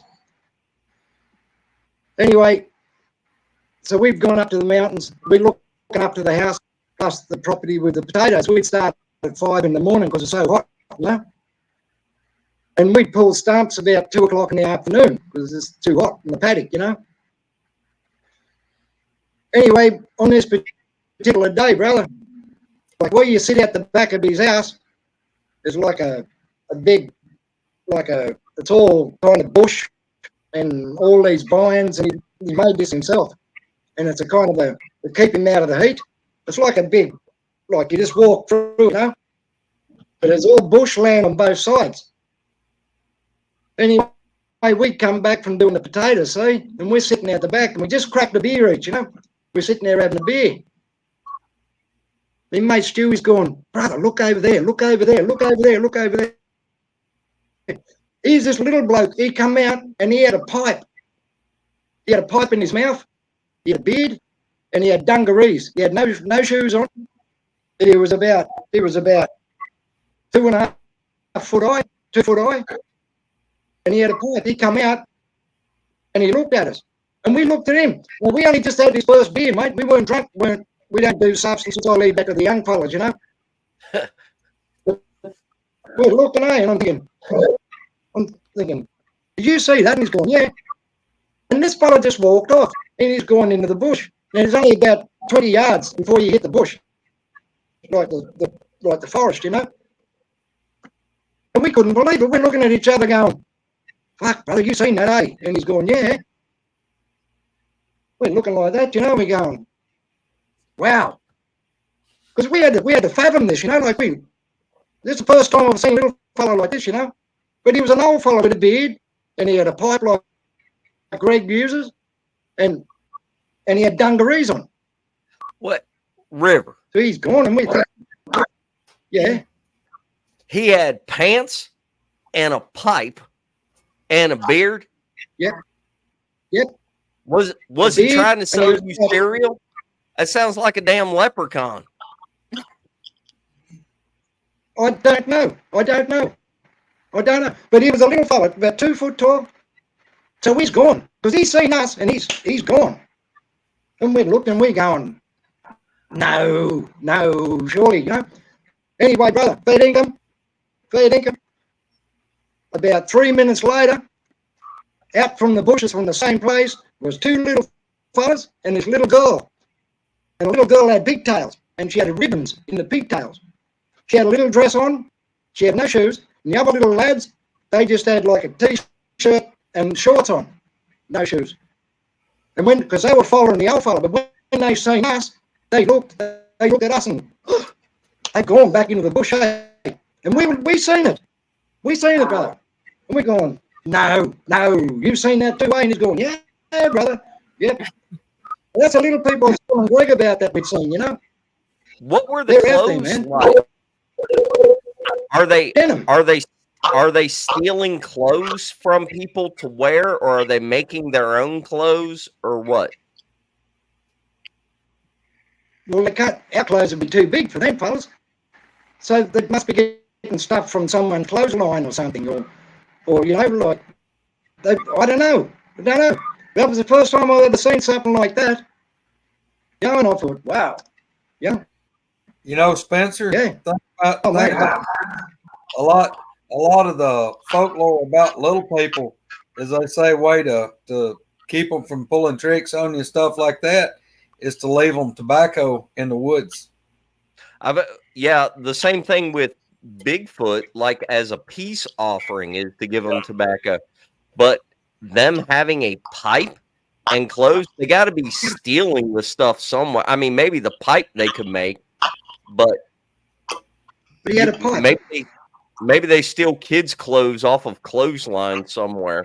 I mean, they come up with, I guess, tear it down and fix it to their size. I don't know. Hey, look, I'm the dude that seen Bigfoot. So, I mean, hey, you know, at one time I thought it was weird people were seeing Bigfoot. We went camping over the weekend, and me and my sister were hiking, and the park ranger picked us up and took us back because it was getting dark. And so, of course, I had to ask him if he's seen or heard any weird stories. And he said, well, personally, no, I've not seen, you know, anything strange like that yet. He said, but we did have someone stop at the ranger station and say that, and report that they had seen a fairy fly up under a rock. So Really? Yeah, I asked him yesterday while we were there. Do you know how traumatized you have to be to stop at a ranger station and say, y'all aren't going to believe this, but we just saw a fucking fairy fly up under a rock, and I want you to know that there are fairies in your park. That's why I'm reporting this. Hey, you know, and it's weird. There's like big holes in the ground in this place. Like it's just nothing but rock. And he said they've had reports of, like, you know, ghost stories and Sasquatch and this and that, you know, just random stuff. He said, but I think the most strange one that I've ever heard was that someone had literally stopped that, you know, during the day and told them that they watched a fairy fly under a rock out there. That's what I'm saying. Those people did not make that story up. They might have been high out of their mind and just like saw it in their head, but they didn't just make it up. They weren't just lying.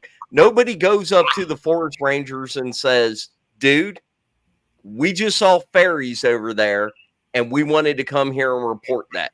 No, Nobody would do that. You might post that shit on the internet, but not go tell a park ranger about it. I figured you'd want to hear that because I knew I hadn't told you yet. And I thought that was really strange because that is not what I expected him to tell me whenever he said, well, you know, we had a report of this. I was like, what? No, that's crazy. You got fairy River, do you have fairies in Australia? Yeah, they're called gays.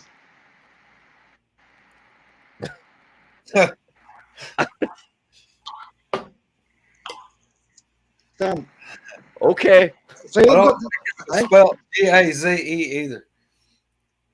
I've got a gunge. I've got a gunge that's been with me for years. A gunge. A gunge means ghost. A goat. Oh, okay. Every time. It's where Misty takes up. No, ghost. Yeah. A ghost, not goat. A ghost. Are you saying like a familiar kind of thing where it's attached to you and it stays with you? Yep. Every time when I put my shovel, every time I put, now I was out the back digging up, right? I was digging some stuff out the back, digging a hole, see? Putting in the strainer post. And I knew where I put my shovel, right? I knew where I put it. went in to get a drink, cold drink, come out and the shovel's gone. Now there's no one else out here with me. And that shovel's gone. You know where I found that shovel? I found it in the toilet. What? I'm thinking, I found my shovel in the toilet. And I'm thinking, how the bloody hell the toilet that get in the toilet? I ain't going to take a shovel to the toilet and shovel the shit out of there. No. Yeah. And there's other times I'd put me tin of tobacco, see? I'd put that on the table. I'd go in and make a cup of tea. I'd come out and it'd be gone. There you go. And it'd be gone. I mean, where the bloody hell's that gone? You know, it'd be missing. It'd be out the back, sitting on that strainer post. I'm going. Now I never put that out there. Yeah, he's a mischievous fellow too. He moves things around on me, eh? Yeah. Yeah. He's a tricky bloke. He's been with me since I was about 13. Yeah, just after the first encounter, eh? Yeah. What was the first encounter?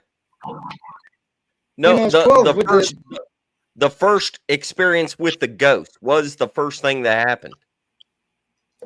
Oh, I seen him. He was in my room with me. He was standing in the corner of the room, and he was all in tribal. He was all painted up in tribal gear, like paints. He was standing in the corner of the room, looking at me. So then I approached my grandmother, because see, I was taken away from my family by the government. See. Yeah, I've read about that. And my grandmother come and got me. My mother's mother, because my mother died when I was 11 months old. See, so the government come and got me. And then my grandmother come and got me off the government. She had to fight tooth and nail for me, you know. And I asked her, I said, Gran, I said, what's going on? She said, son, he's your guide through life. So he's guiding all right. He keeps moving things on me.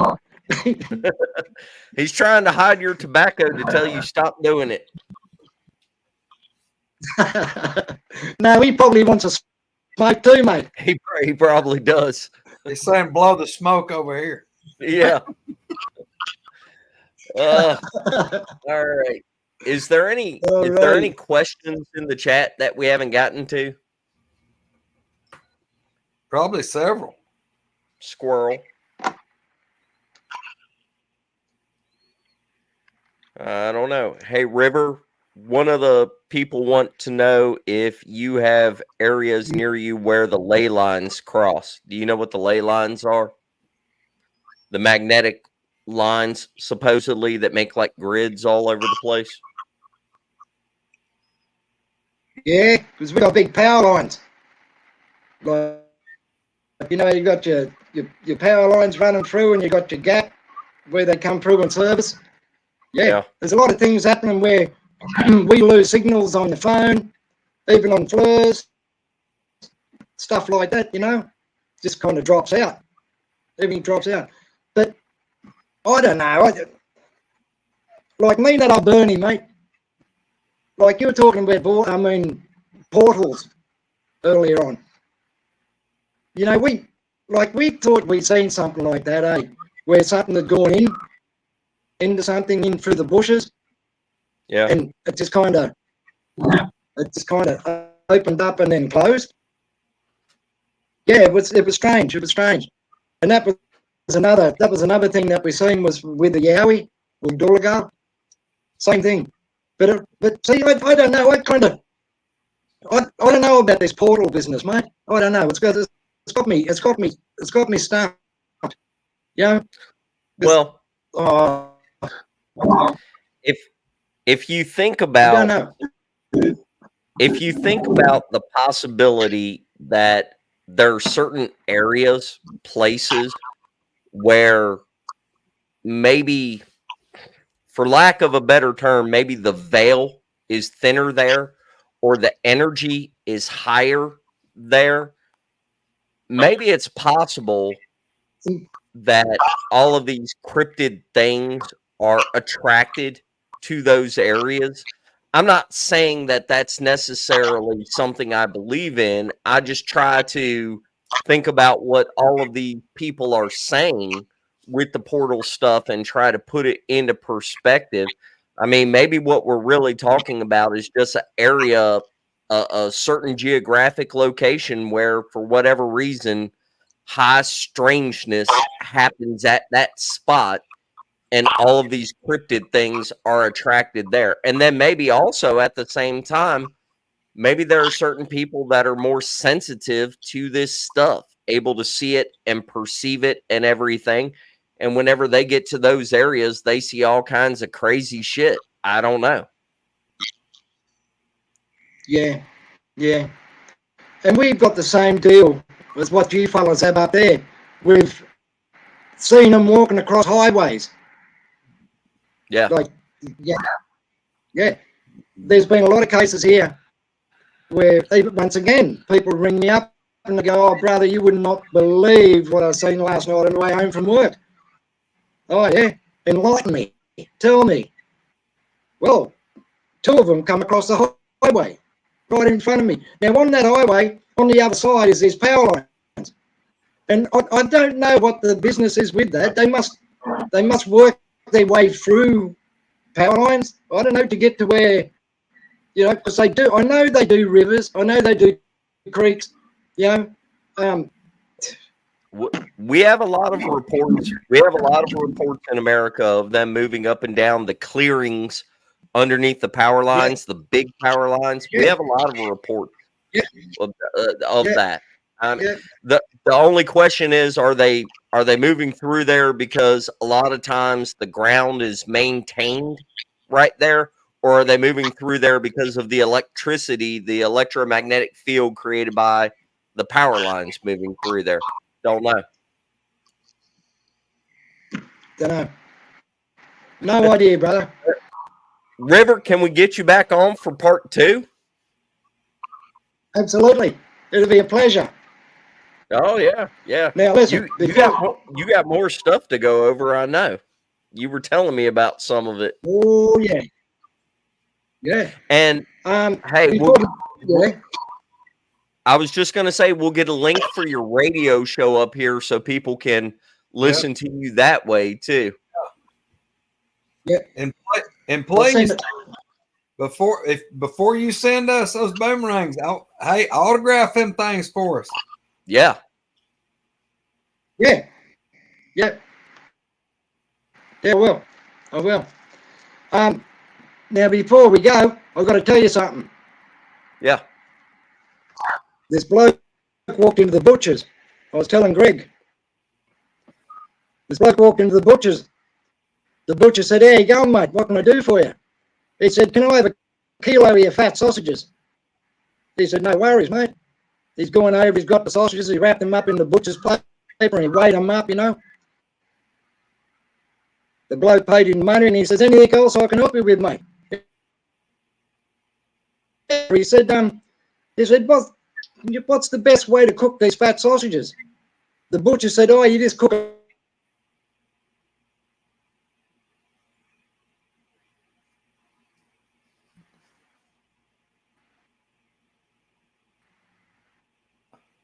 The butcher said, "There you go, and a kilo of those fat sausages." He said, 25 kilo? He said, "Oh no." Is he freezing up? Yeah. River, can you hear us? River. Oh wait, no. Damn it, right at the punchline of the joke. I know. The internet went down. Man down. The government down.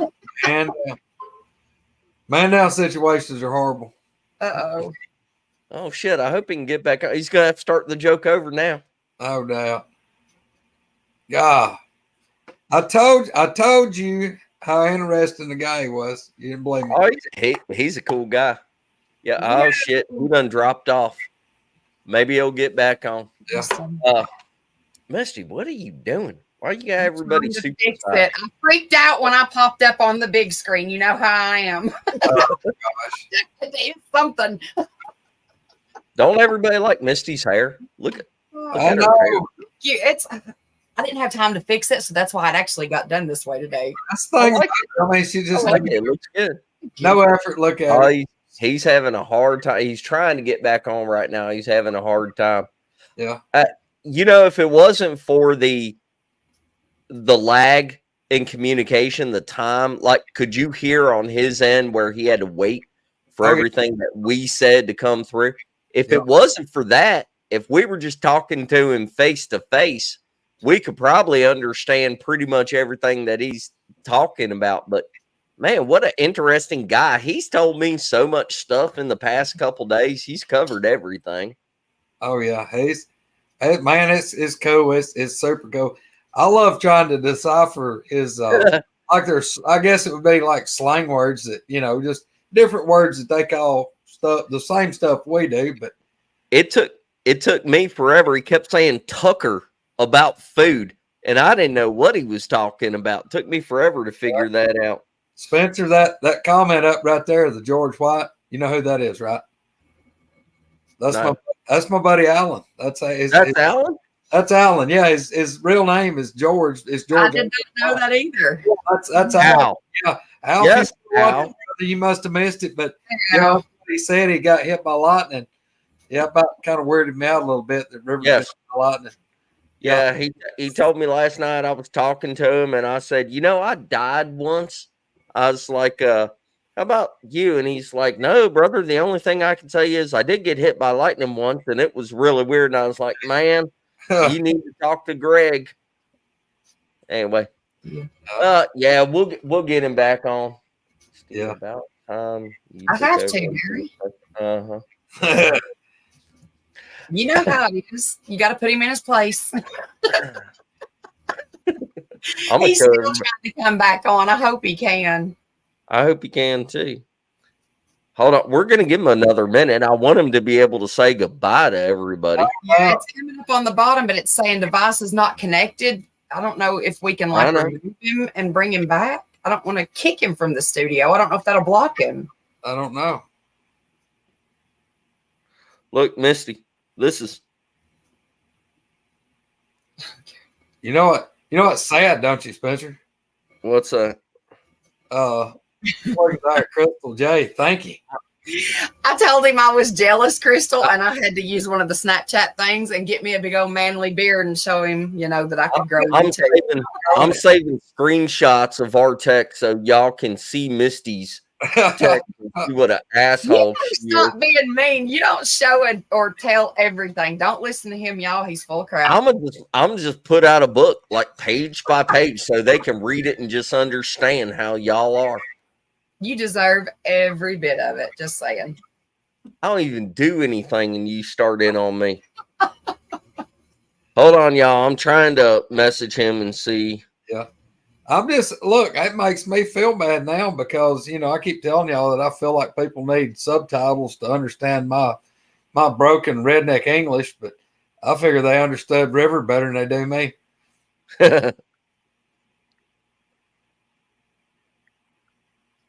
He don't take up for him. He doesn't get nothing but what he deserves. He's taking up for you. We're helping him out. That's right. I don't know who YouTube auditor is, but dude, you're right. I love you. Oh my gosh. Mark.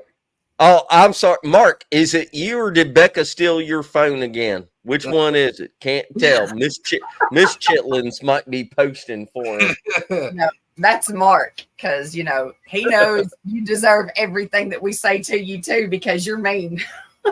I am not. Mark would have called. When Mark calls you an asshole, that takes a lot. Look, yes. You probably got to be doing something to fire up Mark Green to the point where he calls you an asshole. Insult. That's probably the first insult with a curse word that Mark Green said in 15 years. That's what I was thinking. He apologized under his breath for it because he was like, Hey, house. I'm horrible when he's like the nicest person ever. Don't you jump on that bandwagon because I was quoting you. I was putting out there what no. You didn't even know what skinny pedal was. You didn't. And I was laughing. That's why I said it. And then Mark called me an asshole, and you took none of the blame. I was just saying, mash the skinny pedal, and then it went from there. River, are you there? Hold on. Turn the mute off. He might be talking. Something's muted. He gonna Yeah, have, and it's not letting me click on it. yeah, Hold It on. won't let me either. River, if you can hit your mic button up in the corner, your mic is muted.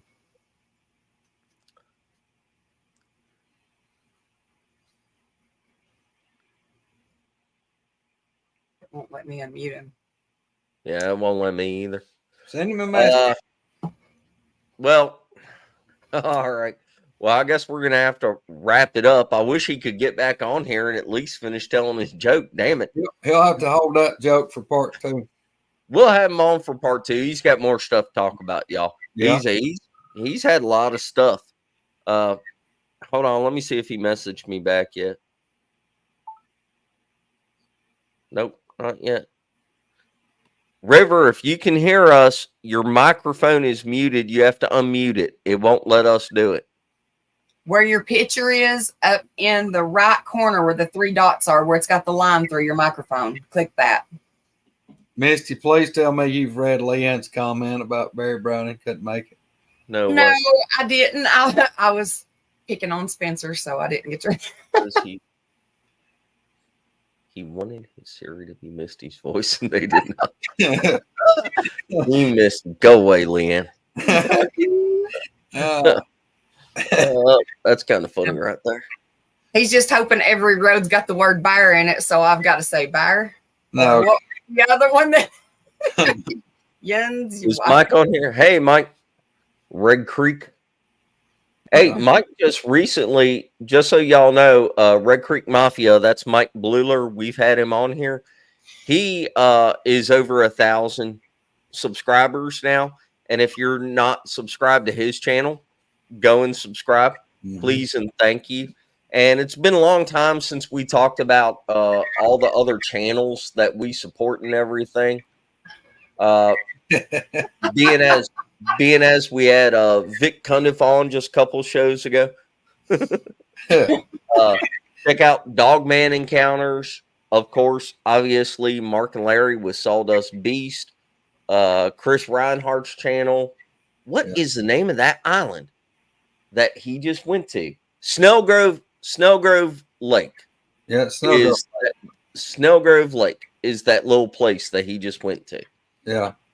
So if that's on Victoria Island, okay, but Snellgrove Lake is where he went to. There's one cabin on that thing, and you got to fly in and get dropped off and picked up there.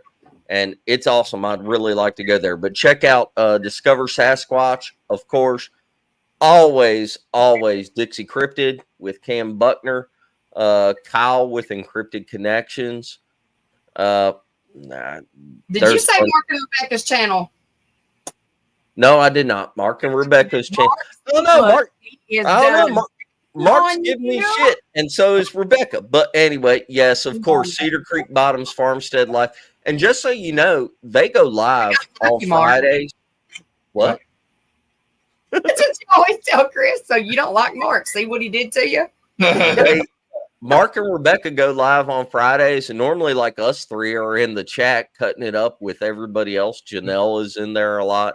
Leanne's in there a lot, but there's a lot of us on there on Fridays. As long as it went right. Don't make me start talking political. The show will get taken down. Please don't. Please, I will mute you and block you if I'm able. No. You'll not get him to shut up. No. Let's just not get going because I'd like to keep Woodwalkers up for at least another month. Hey, I do want to say congratulations, though, to Mike. He's a papa now. He had a new little grandbaby. Congrats. Awesome. Congrats. Awesome. And I think it was whose anniversary? Was it Mark and Rebecca Green's anniversary just the other day? Yep. Yeah. Congratulations on that. And somebody's birthday, but I can't remember who. The Facebook thing I cannot keep up with. There's just too many people commenting. I don't get notifications anyways for that. Like I never even know it until it starts running through my feed. I don't either. I don't get birthday notifications anymore. I don't know what happened on that. Yeah. Maybe go ahead and brag on your daughter over the weekend. Yeah.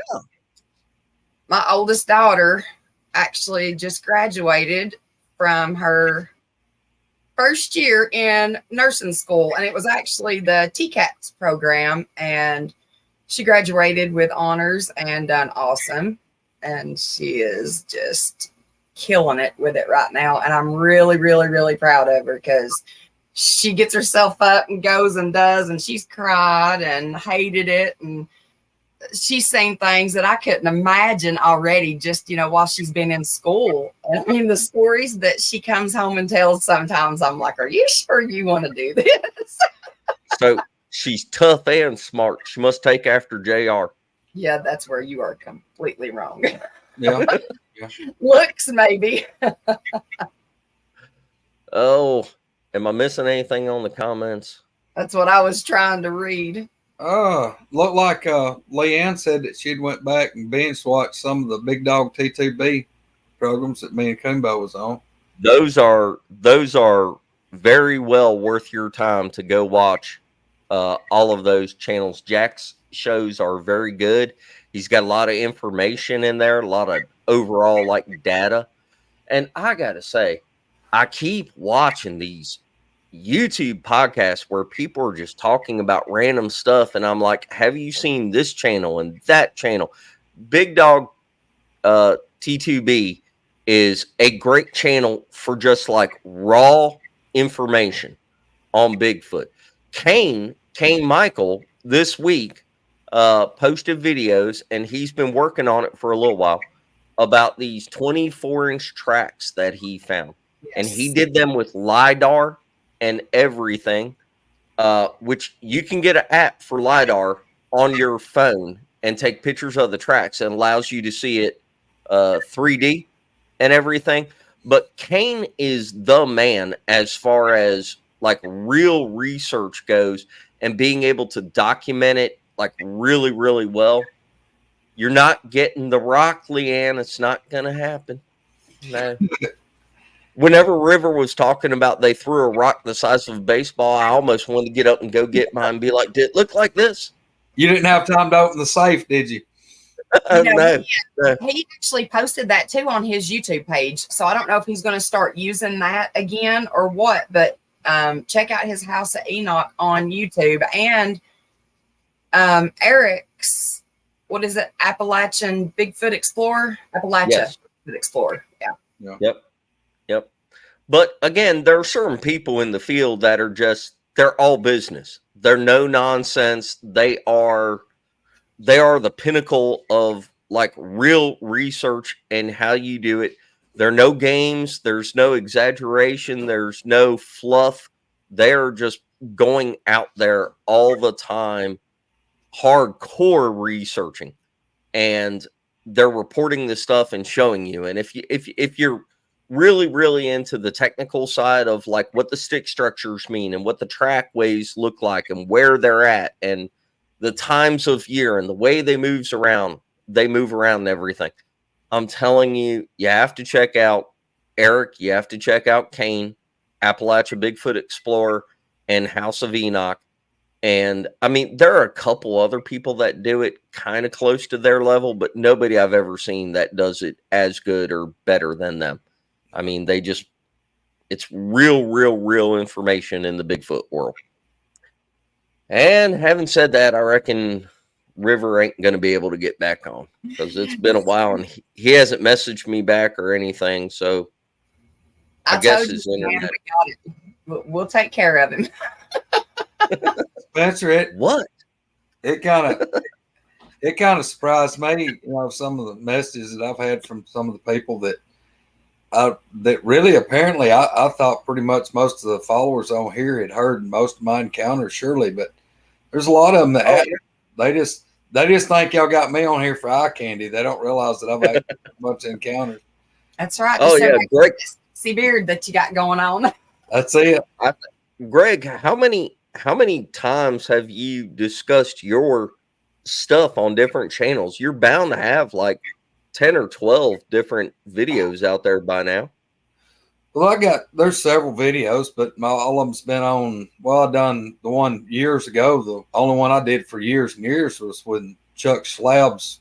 They taught me doing that, And then I went for years and years and wouldn't talk about it. And then finally I went on, my buddies at Big Dog T2B, which is, Nate Boland and him and Jack that was their brainchild. And I went on there and done a few, and then kind of got drafted in with Mark and Larry and done some with them. And that's kind of when I decided that I would. That's the best. That's the best encounter story, Michael. Yeah. Is one with the motorcycle. And Misty and I got to see that location and everything. And it gives you a whole different perspective when you can see it in person and see what somebody is talking about. Look at her, even my own wife dogging on me. Look at her. Hey, she can here anytime she wants to, but she's want me to trim it up, and I don't know why. When they vote, how many people wants me to trim this off? Wanda, she comes in late just to hit on Greg. Yeah, she come in here. She's been watching the whole time. She's just been like lurking. She's just lurking, waiting on the strike. That's what it is. With almost 1,000 subscribers, we have lurkers. They just don't ever show up in the chat. And y'all are missing out. Get in the chat. Get in the chat. When you officially hit 1,000, when you break 1,000, we'll have to do another late night comedy. Hold on. I got to go ahead and throw this out here while we're on here, since we're, just kind of killing time for a minute. I'm hoping he can come back, but I'm wanting to I'm going to say it on here because you never said anything. So I'm going to get Chad in on it. That way, you kind of feel obligated. A Halloween show, y'all. A special, we'll do some kind of special edition Halloween show, and Spencer has to wear a costume. I'm wearing a costume. Yeah, well, you got to actually wear something people want to look at. No. All right, fine, whatever. We'll do a special Halloween show. We got to do a Halloween show. We need to do a Halloween show. I want to do scary stories. Scary stories? All right.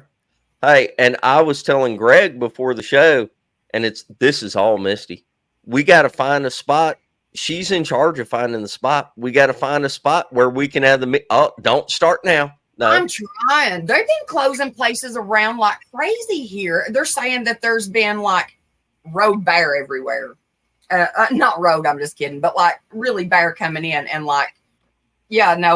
there's everywhere. They're starting to close places down. And I'm sure they do see bear, but how can they see them any different than they normally see them? I've never seen them close that many places down in a single year that they have already. Yeah, but what?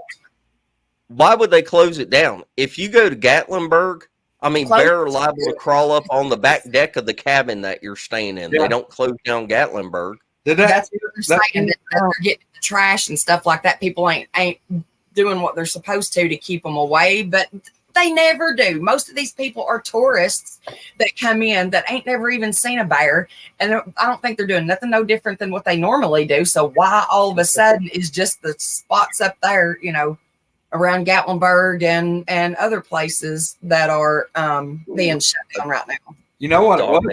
Up there where she was at over the weekend, they probably had those 40-plus-year-old cougars screaming in the middle of the night. Hey, Leanne, the Dogman costume thing, let me tell you something.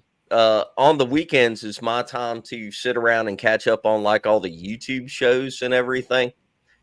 And did anybody listen to Vic Cundiff's most recent Dogman encounters? Because he's got the most recent show. It's 437 or something like that. The very first guest on there is a lady. Her name is, I cannot think about it, or I can't think of it right now. I messaged him about this though.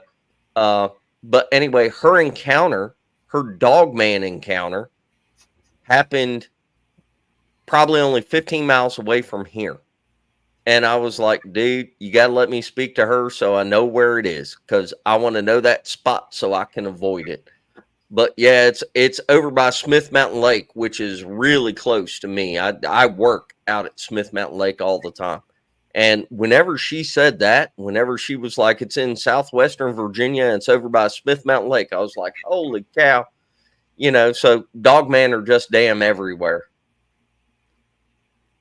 Have Spencer wear jackrabbit ears? Without And a jackalope.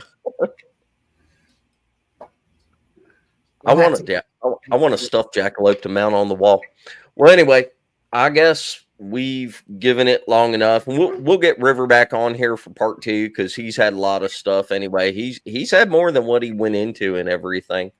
And I just think it's interesting hearing the similarities, you know, from Australia.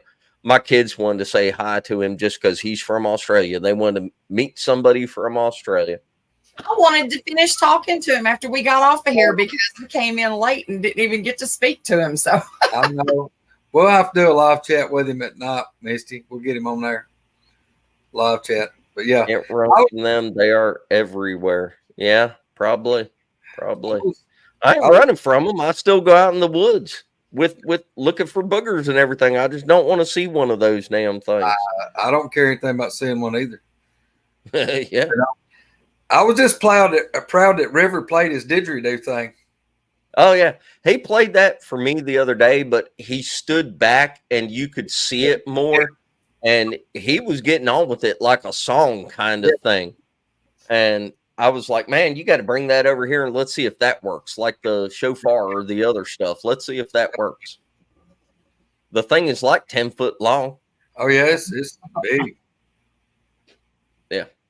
All right, people. Well, who do I have lined up for next week? I cannot remember right now. I got somebody lined up for Saturday night. You're not going to line up the game? Do what? Are you going to try to line up the guy who's the retired game warden? Yeah. Trying to talk to him. Mike Williams put me in touch with Don Odom, and he's going to get back with me. Or Roger Williams. Sorry. Roger. Shush, Misty. Everybody knew what I meant. Anyway. All right. Where's that dang button for the out? We got to go. Misty's correct. She'll be muting my mic in a minute. Bye, y'all. Bye, y'all. My daughter wanted to say hi, y'all. Leave her alone. Let her come on if she wants to. Yeah. She'd do a better job than you do. Probably does. All right. Talk to y'all later. Bye. Have a good Sunday. Bye, y'all.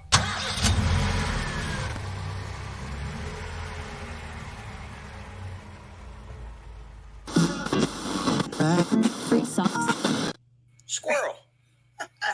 Hey, y'all. Hey, Spencer. We're swapped around again. Huh? We're swapped around again.